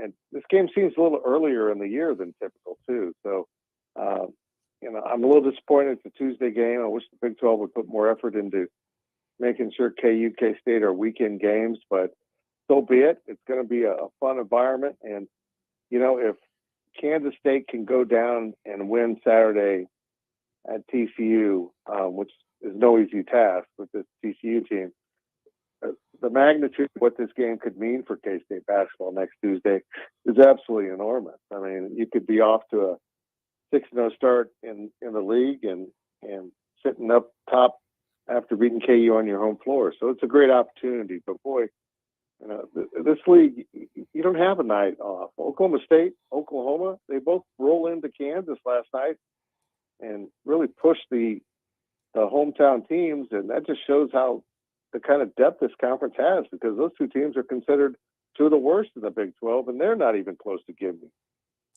Tim Fitzgerald, GoPowerCat.com, joining us in the Azure Credit Union Wildcat Wrap-Up. Speaking of that trip to Fort Worth, on deck for K-State basketball this Saturday, what stands out to you about that matchup? What must K-State do to get out of Fort Worth with a W? Well, they're going to have to get back to kind of finding that offensive rhythm. And they just didn't shoot it well. Maybe that was Oklahoma State defense. Maybe it was just K-State.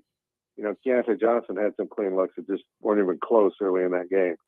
So they've got to get back in their offensive rhythm. And get into the open court and break down a defense before it can set up, because it's really the key to their game. But like I said, Oklahoma State did a great job getting back on defense, clogging up that lane, demanding K-State try to shoot it from outside, or go on the dribble penetration where they would swarm in to make a steal. So they got to get back in their groove, and if they do, I think they're going to be fine. There was some big K-State football news from the transfer portal that broke about halftime of the basketball game last night, as former Florida State running back Treshaun Ward has committed to K-State. Of course, the Wildcats have hit some big home runs in the transfer portal the last couple of years. Do they have their Deuce Vaughn replacement in Treshaun Ward? They do. I mean, it's hard to compare anyone to Deuce, but he's another smaller running back who can catch the ball, can run the ball. He's got 2 years of eligibility. Brian Wallace, my recruiting expert, thinks this is the best transfer portal pickup they've had since the portal has come into existence. And that says an awful lot when you've had Adrian Martinez and some other guys, come in and really have an impact on this team, in the secondary or whatever it might be. He thinks this is the best one they've gotten in terms of meeting a top-level player that really fits what they want. Speaking of additions, Fitz, and it's not really addition by subtraction. I mean, it's addition by just him not leaving for the NFL. Cooper Beebe coming back. How big of a deal is that for K-State next year? That's really big. I mean, the whole offensive line, I think, eventually an NIL deal will be announced, that they decided to come back en masse, so they returned the line. And keep in mind, they got some young guys that are trying to ascend up into playing time, and they should get Taylor Portier back again from injury. They're going to be at least 8 or 9 deep along that line, and there might be some guys coming back. They're going to have to fight for their jobs. So it's really something else, but it was all led by Cooper Beebe. Personally, I think he's crazy, but he does want to play with his brother, who's in this 23 recruiting class for K-State. So he wants some time there, but that's when you get maybe the best offensive lineman in the conference to come back for a season you didn't expect. It's pretty huge. All right, Fitz, we'll get you out of here with this one. We won't ask for a KU prediction. That game is a little bit far away with 6 days to go still. But TCU on the road coming up on Saturday. 1 o'clock tip, ESPN2 for that one. Can K-State go on the road and get to 5-0, knocking off TCU, who most people still would consider one of the favorites to win the Big 12? Yeah. After what happened at Texas and what happened at Baylor, I don't see why they can't. If they can get that game into the 80s, I think that's advantage K-State. Anything above that K-State's capable of just flat out scoring you. Just scoring so many points, you can't match it. That's what happened with Texas. If it turns into that kind of game, it's always going to be advantage K-State. Tim Fitzgerald is the publisher of GoPowerCat.com. It's part of the 24/7 Sports Network. Head to GoPowerCat for all the best coverage of all things K-State athletics. You can follow Fitz on Twitter as well, at Life of Fitz, and he joins us every Wednesday for the Azura Credit Union Wildcat Wrap-Up. Fitz, as always, we appreciate the time. Thank you so much. We're thinking about you, and next Tuesday night, keep Dan in line at Bramlage Coliseum. Oh, man, he had his shirt off last night. I'm like, I looked at Dan, and I'm like, first cancer, and now this. Oh, man.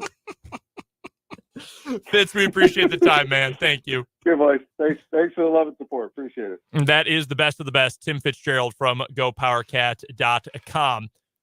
Can you confirm or deny? I can deny. We got to take a break for the national and local news. We've got headlines, some Big 12 basketball talk, and so much more coming up in the 5 o'clock hour right here on 580 Sports Talk.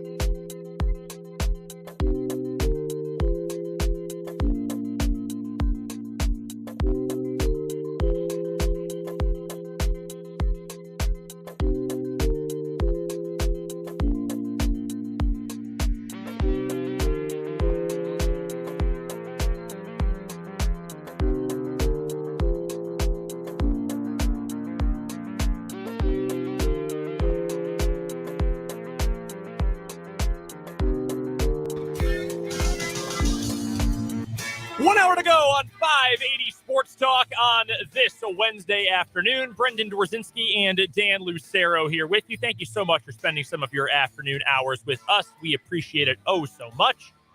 You can continue to join in on the Big O Tires text line. The text line number is 785-272-9429. And you can comment on YouTube as well. The comment section is open. Our channel is Sports on 580 WIBW. That is where you can go and watch us. We're waving at the camera right now.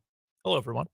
Thank you so much for joining us, whether it's on YouTube, listening online via 580WIBW.com, or listening on the Sports Voice of Kansas, 580 WIBW and FM 104.9.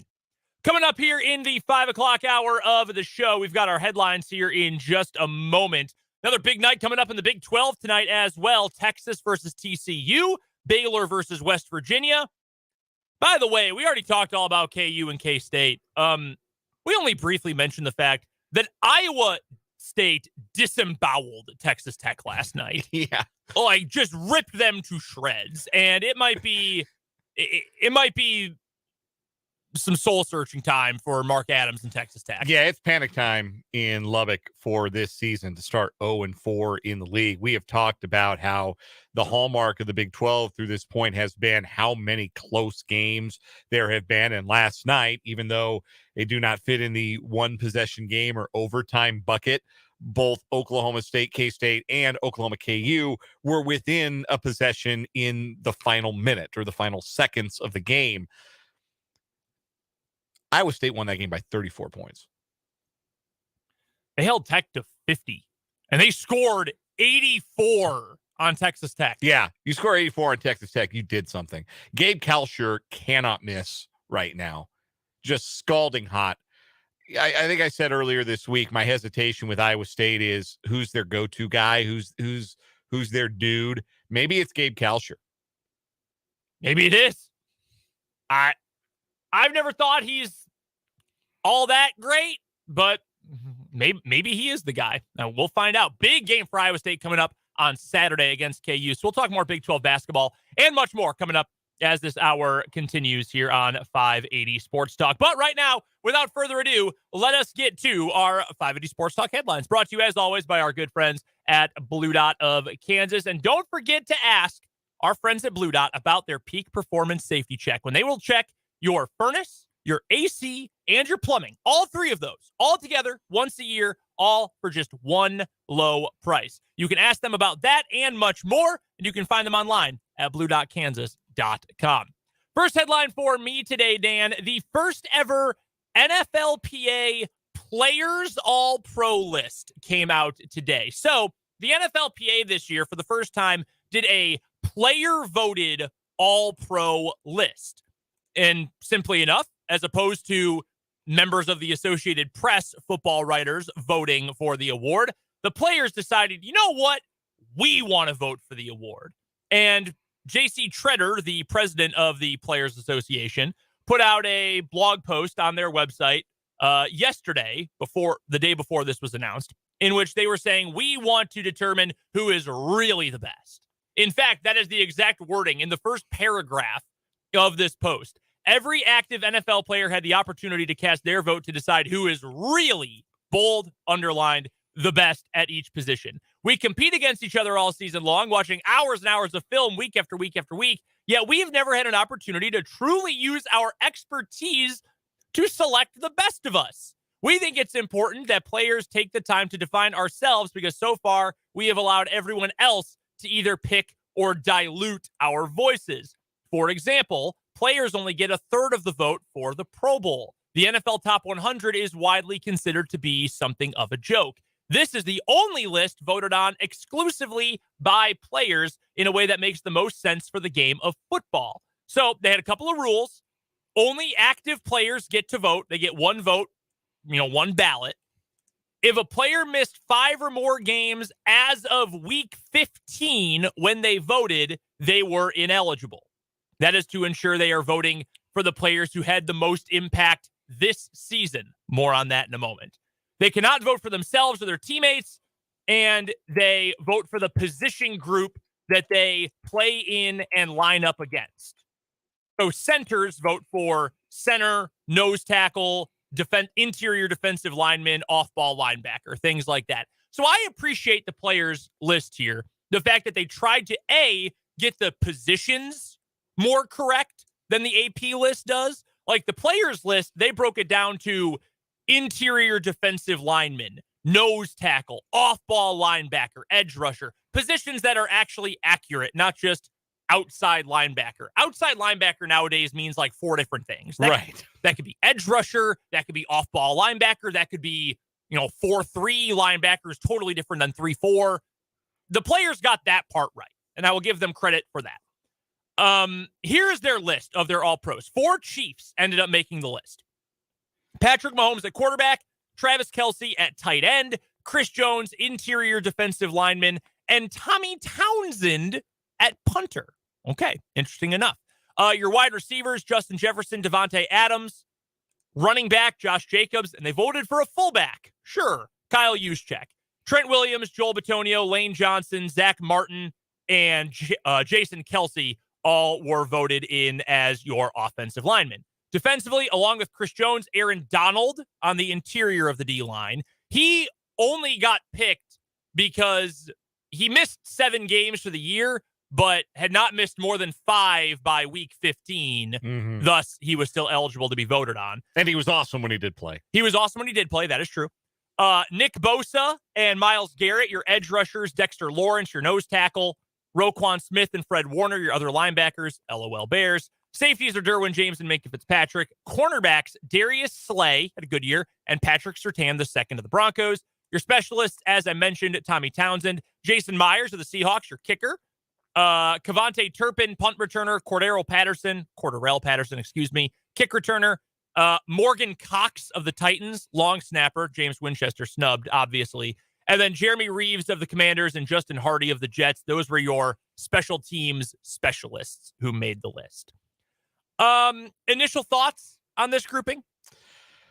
It looks and sounds pretty good to me. I'm a big believer that players know who's good, that guys who play know who is good and would vote on something like this accordingly and would take it seriously because it's an honor to be recognized by your peers. And I don't think anybody's just going to take this lightly if you hand them a ballot in an NFL locker room.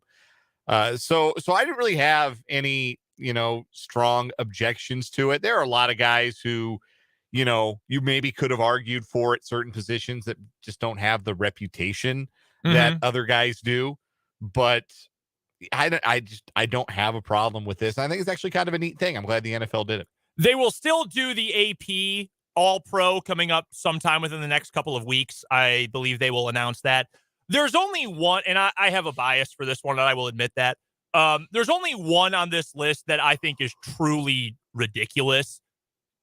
Cordarrelle Patterson set the record this year in the NFL for the most career kickoff return touchdowns. Not all returns, not all special teams returns, but all kick return touchdowns. Awesome mark, all-time record. Do you know how many kicks Cordarrelle Patterson returned this year? I actually do know this. 9. 18 weeks, 17 games, he returned 9 kickoffs. Must have been a lot of touchbacks. I don't know about that one, Chief. That seems like it's very much against the rule of who's the best right now. That seems like, hey, everybody likes him. He's been around for forever. We're going to give him the nod.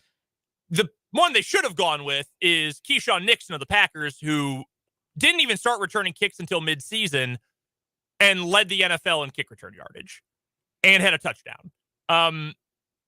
That seems like it would make more sense there. You could probably make some other arguments. Kavontae Turpin had a great preseason. He didn't actually play all that well in the regular season for the Cowboys. I think Quinnen Williams of the Jets could have gotten the nod over Donald because Donald missed so much time. Mm-hmm. But again, even players, I think, can fall victim to, yeah, but it's freaking Aaron Donald. Yeah, I mean, what are we going to do? Not vote Aaron Donald as an All-Pro? Right. So I think for the most of these guys are going to end up being AP first team All-Pro too. Yeah, it'll be fascinating to see how similar the lists end up being. No doubt. But, what's your first headline today? So my first headline today, we have again, incredibly good news about Buffalo Bills safety Damar Hamlin. Love been it. reported on CBS News today. You've heard it at the top of the hour on our program. But Damar Hamlin is home after more than 9 days in 2 hospitals. Hamlin was discharged from Buffalo General Medical Center and the Gates Vascular Institute today. He's now back at his home in Buffalo with his family. Now, to be released, he had to go through a series of comprehensive medical evaluation as well as a series of cardiac, neurological, and vascular testing on Tuesday. Dr. Jamie Nadler, who is the critical care physician and chief quality care officer at the company which runs Buffalo General, said, quote, "We have completed a series of tests and evaluations, and in consultation with the team physicians, we are confident that Damar can be safely discharged to continue his rehabilitation at home and with the Bills." As for whether or not Hamlin will return to be with his team, Sean McDermott says that's up to him. Quote, "His health is first and foremost on our mind as far as this situation. And then when he feels ready, we will welcome him back." Not 10 days ago, we thought we watched Damar Hamlin die on a football field. And he is back at his apartment in Buffalo with his family.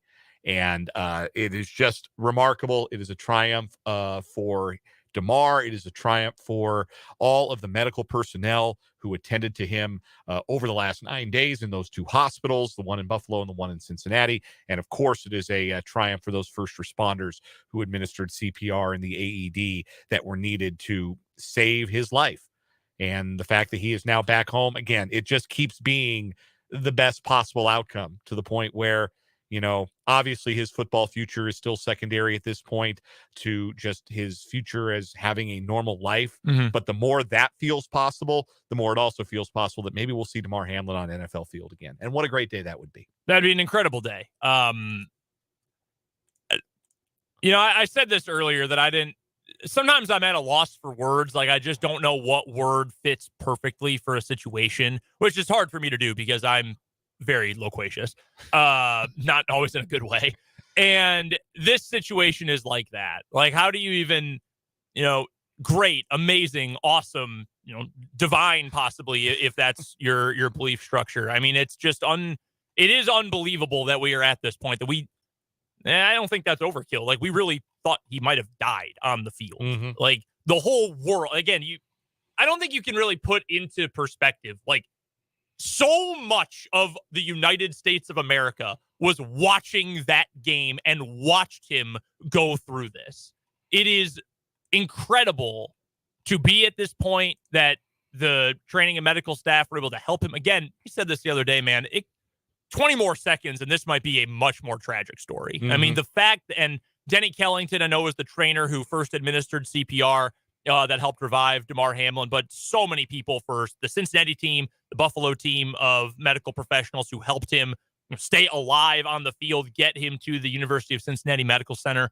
It's a triumph of the human spirit to a large degree that he was able to fight through this, that the medical staffs for both teams were able to fight through it. And I mean, to a degree, you had the entire country rooting for this guy. There are very few things that bring together all Americans, no matter, you know, what you look like, what your political beliefs are, anything about you.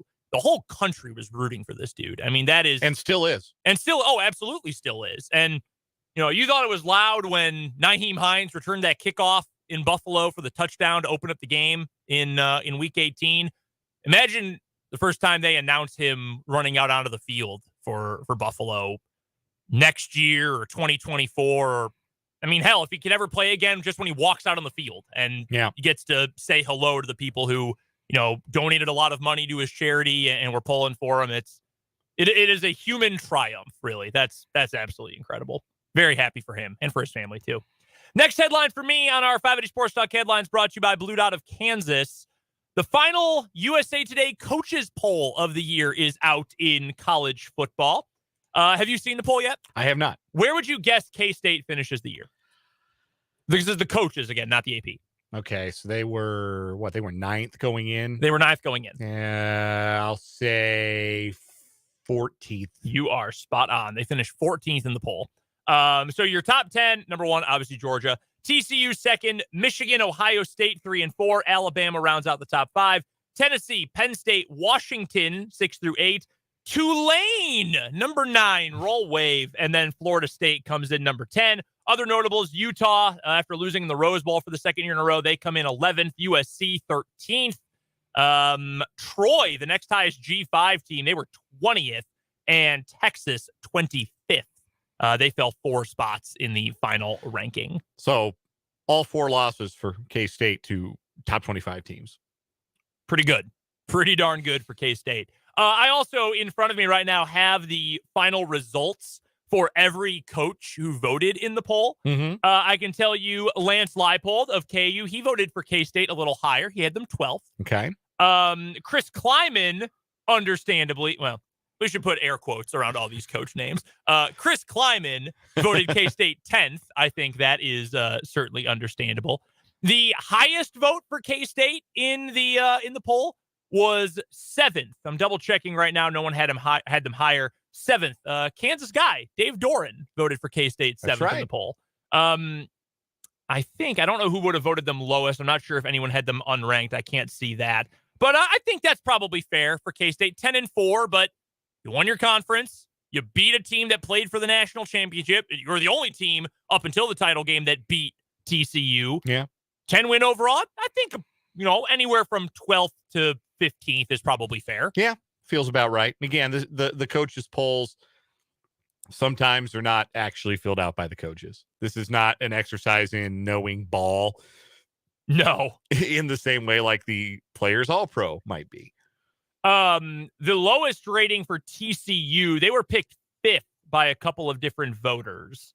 Marcus Freeman of Notre Dame, Pat Narduzzi of Pitt. Ohio State was mostly the number 2 team if it wasn't TCU, except for Nick Saban. His number 2 vote went to Alabama. Yeah, honestly, I probably would have gone Georgia, Alabama, Ohio State, TCU, Michigan. I think that might have been my if I had a vote, that would have been my vote. I could understand that. Also, I did find the lowest rating for TCU. For some reason, former K-Stater Dana Dimmel voted TCU 9th. Damn. He voted them behind USC and Utah. What? Okay. I don't know about that one, Chief. I don't know about that one. But that is your final coaches poll for the year. For what it's worth, the Kansas Jayhawks did not finish with a vote. Yes, they did not get a vote in the final poll. Next Blue Dot of Kansas headline for me, the month or so long Carlos Correa saga has finally come to an end as the all-star shortstop has found a home. It's the same as his previous home.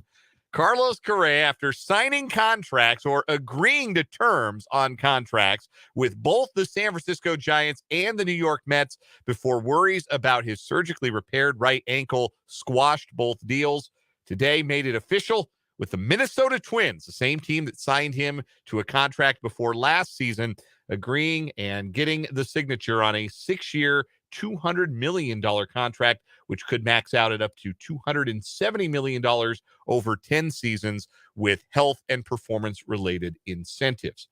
So Correa, not a Giant, not a Met. He remains a Twin. He had signed a 3-year deal with Minnesota in the past offseason with opt-outs after each year. He understandably opted out after the first year of that contract and appeared on 2 occasions to get 10-plus year deals that would have paid him substantially more than the deal he ultimately signed. Again, Correa's got a metal plate in his right leg. He had a really horrific leg injury when he was 19 years old in the minor leagues.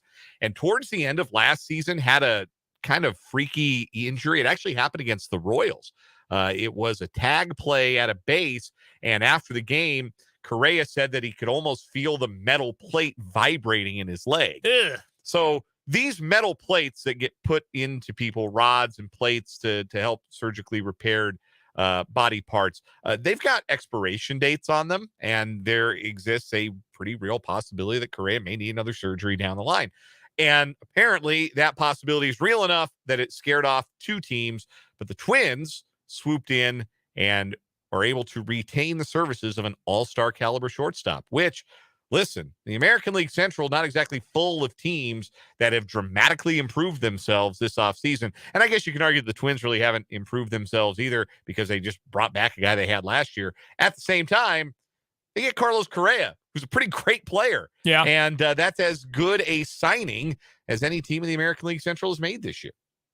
I'm trying to think of a comparison, even if it's like your typical sports talk radio. Hey, when you're dating someone and you think you can do better. And, all right, Colin Cowherd. Yeah, I mean, I'm trying to avoid that stoogery, but there is something a little bit funny about this. Like the big money Mets, yeah, we're scared off by this. The Giants, all their big money, yeah, we're scared off by this. Like, yeah, we'll clear your physical. Yeah. Twins are like, oh, it's an open box special. Yeah, right. Right. That's the simile or the metaphor that ESPN's Milani Jones always uses. Get the open box special. That TV's been the display TV for a while now. And so, maybe some kids have touched it with some sticky cotton candy fingers at the Target, but you can get it for a cheaper price. And hey, it's a good TV. It works. It functions. Refurbished, works as new. Yes. Like, hey, for 6 years, if I'm the Minnesota Twins, maybe not exactly destination number one for free agents most of the time. Hell yeah. I'll look the other way on that physical. So the initial contracts, San Francisco's deal was a 13-year, $350 million contract. And then the Mets had a 12-year, $315 million contract. So that's $665 million worth of contracts. $200 million on this 6-year deal. Now, it can get up to $270, but as one of our texters in the 785 puts it on the Big O Tires text line, a minor league injury costs the guy $140 million. Insane. Baseball players can get so much money on the market. Yeah. And you might ask yourself, oh my gosh, that's so much money. What's the difference between $315 million and $200 million? Let me tell you what the difference is. A whopping $115 million. Money can go a long way. I feel like you could find a way to spend that money. His wife is a model or an influencer, something like that. I don't know. Yeah, buy something lavish and I don't know, put it in TikTok videos or whatever influencers do. One final headline for me on our 580 Sports Talk headlines brought to you by Blue Dot of Kansas.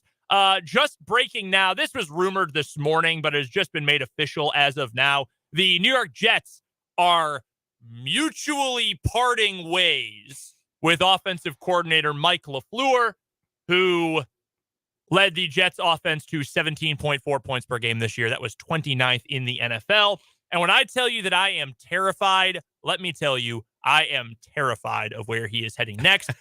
You may have noticed his last name. Well, he is indeed the brother of Green Bay Packers head coach Matt LaFleur, who in 2019 tried to hire him, but got blocked by Kyle Shanahan. Well, he ended up going to New York, and it didn't work out all that well. Their offense stunk. Now, their quarterback also stunk, but not necessarily super encouraged about that development. The Jets did not score a touchdown in their final 3 games of the season. And I know that Zach Wilson was part of that, and he is obviously irredeemable. I don't think there's anything anybody can do to salvage Zach Wilson. I don't think Bill Walsh coming back from the dead could make Zach Wilson into an effective NFL quarterback. Is Bill Walsh dead? Oh, yeah. Bill Walsh has been dead for a long time. Okay, I should have known. I think I was conflating him with Bill Parcells. I obviously know those are two different people, but it's like, wasn't he on the Manning cast? No, that's Bill Parcells. Okay. Yeah, no, Bill Walsh.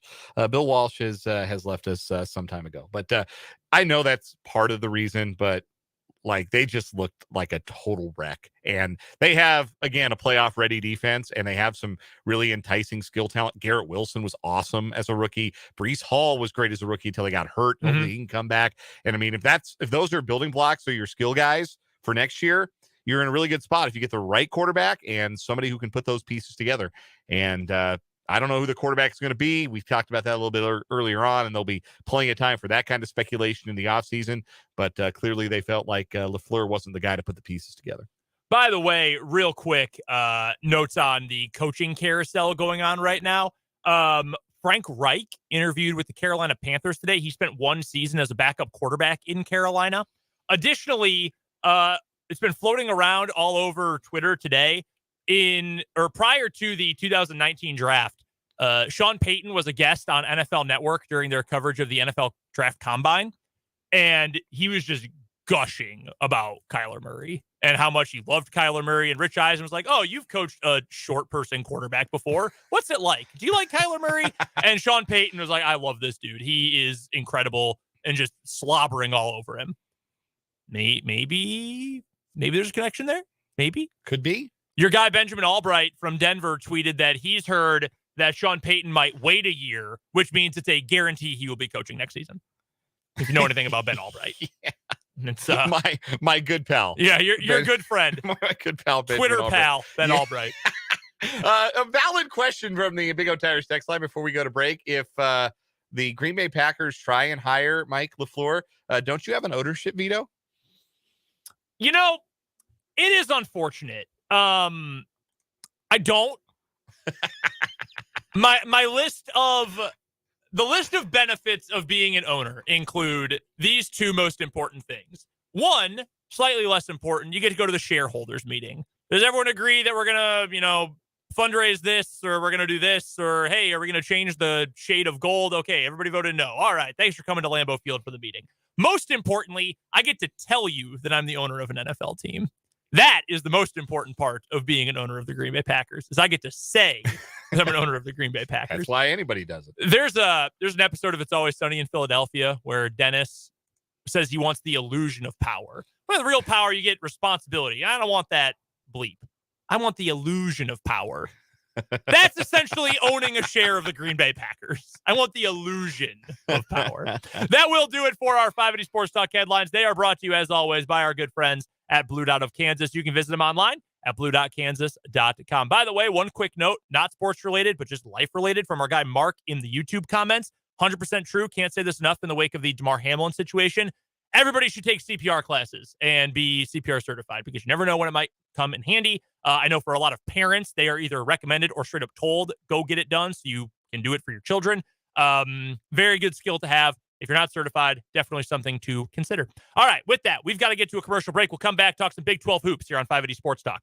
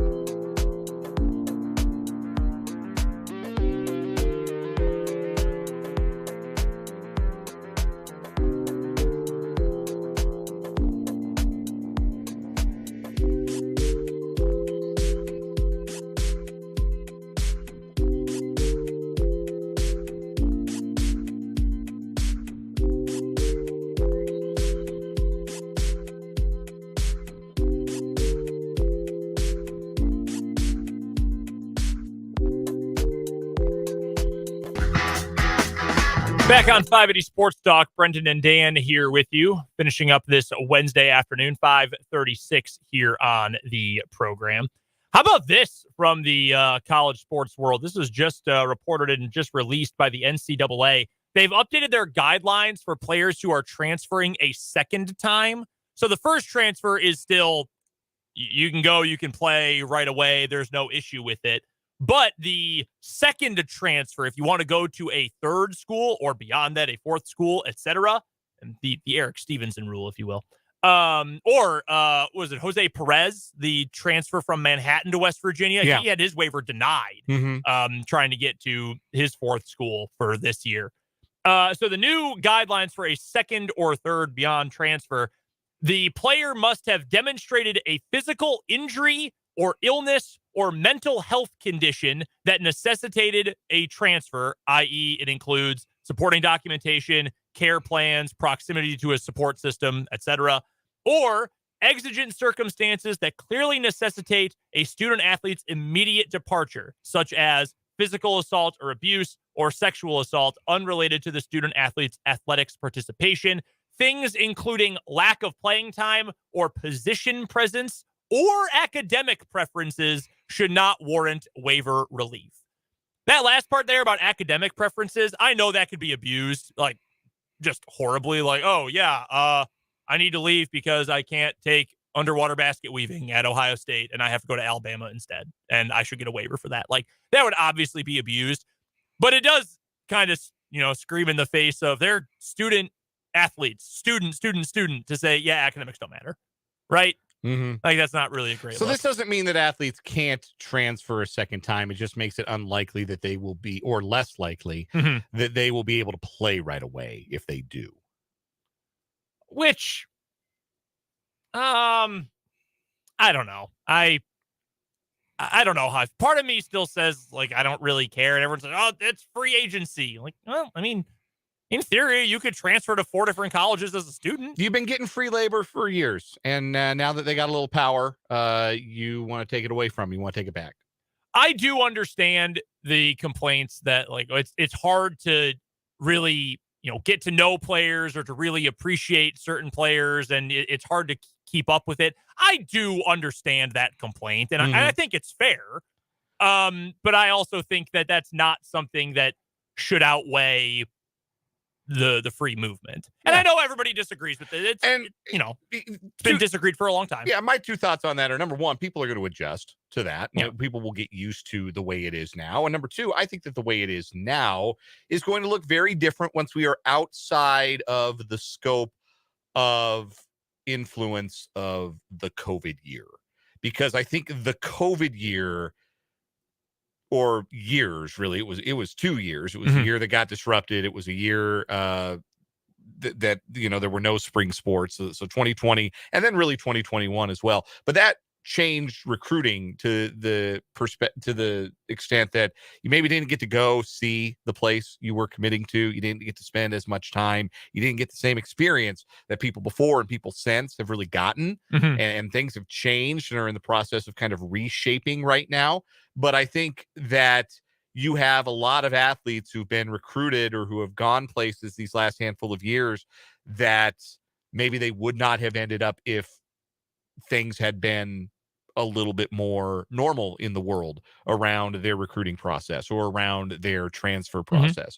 And I think the further we get away from those COVID years, 2020 and 2021, and, the players who still have eligibility start to drop off the rolls. We were looking at that off the air one day, like it's going to be until 2025, potentially. There'll still be guys in 2025, maybe even 2026 that have their eligibility affected by COVID, that get that free COVID year and can still stick around on somebody's depth chart, which that may not matter so much in basketball and in football at Division I, but it matters a lot in other sports. Baseball is a biggie that really has made an impact on in Division I. So I think, again, as we get further away from that, you're going to see less of the guys going to their third school in the transfer portal, or guys going somewhere and then going somewhere for another year and then ending up at a third school. I think you're going to start to see that less and less. I think that because this is new and because of the extraordinary circumstances, you're seeing kind of an extreme level of the transferring. I think you're going to see that calm down in the next half decade or so. I really do. No, I agree with you on that. And even if it doesn't calm down, I think eventually we'll just get used to the journeyman college basketball player like Jalen Coleman-Lands or Eric Stevenson. Like, we'll just kind of get used to it. And here's the other thing too. If your coach is worth the salt, you're going to be able to keep your guys. I mean, look at, KU as a great example of this. Like, KU has lost a couple players to the transfer portal, but those were like guys who were processed out, so to speak. Like, hey, if you want to play, you probably shouldn't come back. Like, KJ Adams, great example. That was probably a guy who didn't play a whole lot last year, but was obviously a big time recruit. Like, can you keep him around? Yeah, you can do that. Football on, hell, K-State's keeping a guy who should be or could have been going to the NFL draft and a guy like Cooper Beebe. Like, if your coaching staff, if your culture, your infrastructure is good, you can keep those guys around. On the other hand, you see other programs where guys are leaving in bunches, in droves, and you say, well, what's going on here? And well, they didn't buy into the program or this or that or the other thing. Yeah, or maybe you just lost, like, maybe you just didn't adapt. Like, again, I think of John Calipari, like, and not that he's necessarily losing a bunch of guys to the transfer portal, but you need to adapt to stay alive. And if you're not going to do that, other teams are going to take advantage of you. Yeah, your options are to adapt or quit.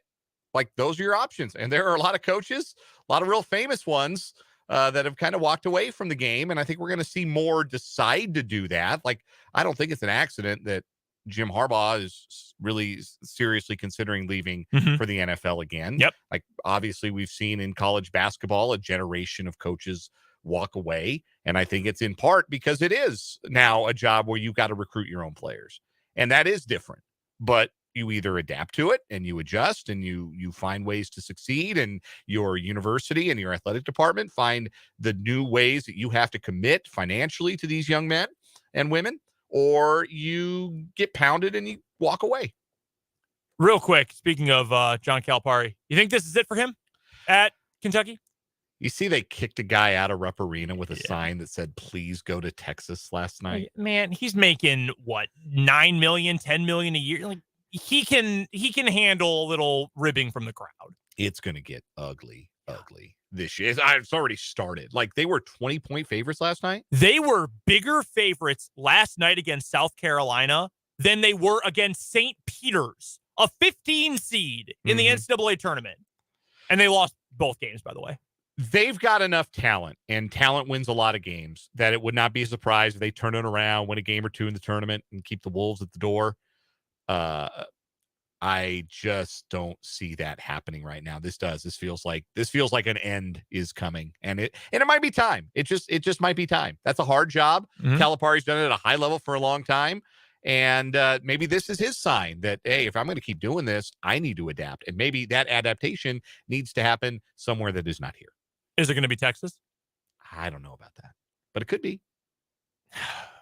That'd be wild. Bring John Calipari into the Big 12. It would be wild. That would be wild. We are going to talk more Big 12. We've got a couple of games coming up tonight. We'll get to those in just a moment. One top 20 matchup, in fact, as we wrap up this Wednesday edition of 580 Sports Talk.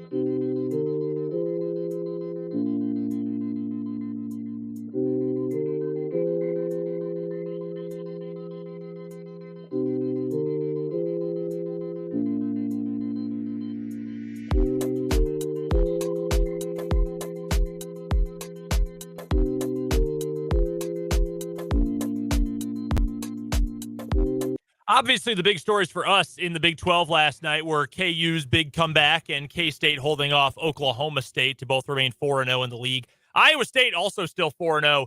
They crushed Texas Tech. Texas Tech fell over 20 spots in the KenPom efficiency rankings after losing last night. That is really hard to do. Really hard to do. Unless you truly just get torn to shreds. I think it's soul-searching time down in Lubbock because I still think they've got ability. I do still think Mark Adams is a good coach, but, man, they are headed down the wrong path, and it's getting close to too late to turn things around. I think they have the two most lopsided wins in Big 12 play so far. I'm double-checking that right now, but obviously they beat Texas Tech by 34 last night. They beat Baylor by 15 at home to open Big 12 play. Let's Wow. see. KU's biggest win is only 14. K-State doesn't have a win bigger than 15 points. TCU doesn't have a win bigger than 15. Texas, their two wins are 10 and 1. Oklahoma's win is 5 over Texas Tech. Yep. And Oklahoma State's win is 7 over West Virginia. So, yeah, the two most lopsided wins in the Big 12 so far belong to Iowa State. They hammered Baylor, and they hammered Texas Tech. Now, beat Oklahoma by 3, and they beat TCU by 2 on the road. But at home, the Hilton Magic, they're crushing people. They've got 3 really, really good guards. Kalsher, Grill, and Jaron Holmes. Mm-hmm. And that's with losing Tyrese Hunter. Tyrese Hunter, yeah, to Texas. To Texas, yeah. How about that? So, yeah, their big 3, so to speak, are really good players, and they've got some veterans in the post. Ostini's a veteran. Kunch, I think is how you pronounce his last name, is a veteran. He's played a lot of games in the league, so that helps you too. They're not super deep. I don't think they're going to outscore you on a given night, which is fine because right now they have the 6th-ranked defense in adjusted defense in the KenPom numbers in the whole country. Mm-hmm. But, they kind of came out like gangbusters last year and petered out a little bit as it went along. I wonder, and this is just a wild theory, maybe TJ Otzelberger is a little much and wears on you as the season goes along. I believe that. He's still, he looks like a strength and conditioning coach in a polo. Like, that's kind of what he looks like. We do have 2 Big 12 games coming up tonight. One is an unranked matchup. That's Baylor versus West Virginia. Both of those teams need to get off the schneid in the worst way. Also, Texas hosting TCU. That is a top 20 matchup. TCU 17th, Texas 10th. Let's get a quick thought on tonight's games. I think that this is must-win territory for Baylor, and I think they find a way to do it. I think they got more talent than West Virginia, and they'll find a way to win that one even on the road. As for TCU, Texas, I'm surprised Texas is an 8.5-point favorite. I think TCU is going to go in there and beat them. 8.5 points is a lot. Yeah. Is there an injury that we are not aware of? I can't imagine there is. I feel like we would have heard about this. Yeah, I think Baylor's going to get the win over West Virginia tonight as well. I just feel like they're the better team right now. I think they have more talent. I think they have a more complete group right now. Man, if you're West Virginia, your tournament hopes are in some danger here because you do not really. What's your signature win at this point? Florida, Pitt, Line has actually gone to 6.5 for Texas TCU, which still feels like a lot. Yeah, I'd still take TCU at that number. I absolutely would. And if you want to bet on those games today, you can do so at FanDuel. Yes, you certainly can. And if you want to bet on the NFL Wildcard Weekend, the easiest way to get into the playoffs is with FanDuel, America's #1 sportsbook. New customers, join today to get started with $150 in free bets guaranteed when you place your first $5 bet. Just sign up with my promo code Lucero. FanDuel has all your favorite bets, from the money line to point spreads to player props, and you can even combine your bets for a chance at a bigger payout with a same-game parlay. I already made a couple of playoff weekend bets. I got the Bills line at 11.5 before it exploded to 13.5 today with the news that Tua Tagovailoa wasn't going to play for Miami. So that's one bet I like, and I'm happy to play it on an app that's safe, secure, and super easy to use. So football fans, don't miss out. Place your first $5 bet to get $150 in free bets, win or lose, with promo code Lucero and make every moment more with FanDuel, official sportsbook partner of the NFL. Must be 21 and present in Kansas. First online real money wager only. $10 first deposit required. Bonus issued is non-withdrawable free bets. It expires in 14 days. Restrictions apply. See terms at sportsbook.fanduel.com. FanDuel is offering online sports wagering in Kansas under an agreement with Kansas Star Casino, LLC. Gambling problem? Getting help is your best bet. Call 1-800-522-4700 or visit ksgamblinghelp.com. By the way, if you are into the live betting last night, if you wanted to hop on that at the end of the KU game, you ended up turning a pretty nice profit. KU, I believe, on FanDuel was plus 700 to win outright on the money line when they trailed by 10 with about 5 minutes to go. Landon Lucas, former Jayhawk, posted on Twitter that he bet a similar line, came away with $1,300 after betting 200 on it. Pretty nice if you're Landon Lucas. We've got to take a break. We'll wrap up 580 Sports Talk after this with the final word.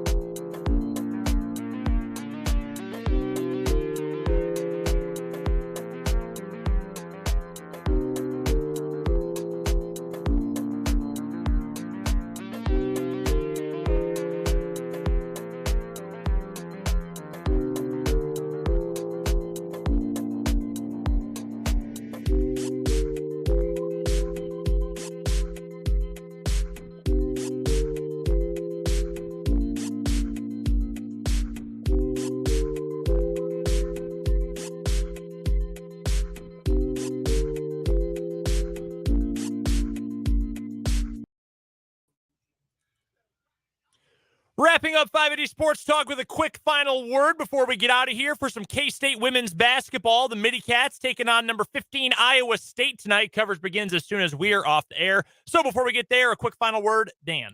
Been thinking about it since I heard him say it last night. Jerome Tang talking about shooting your arrow. Go to war with the arrow that you have and the player that you have, and his decision to accept what Marquise Noel is and not look at what he isn't. It's such a valuable, I think, lesson for coaches and for players everywhere. Just shoot your arrow. And Marquise is Jerome Tang's arrow, and right now he's got him at the top of the Big 12. Final word for me, also at the top of the Big 12, the Kansas Jayhawks, after coming back down 10 points with 5 minutes left, they end the game on an 18-4 run over the Oklahoma Sooners. You can look at a bunch of different things and make arguments, but as weird as it sounds, sometimes you just are playing Kansas at Allen Fieldhouse, and those things just happen. Relieving win for KU, not a pretty win, but you'll take them anyway. You can get them in the Big 12. We'll talk more Big 12 basketball tomorrow with CJ Moore of The Athletic for the Big 12 breakdown. Excited to have CJ join us. Rick Peterson will stop by, so will Mitch Holtis. That's coming up tomorrow. So until then, for Dan Lucero, I'm Brendan Dworzinski. We will join you tomorrow from 3 until 6 right back here on 580 Sports Talk.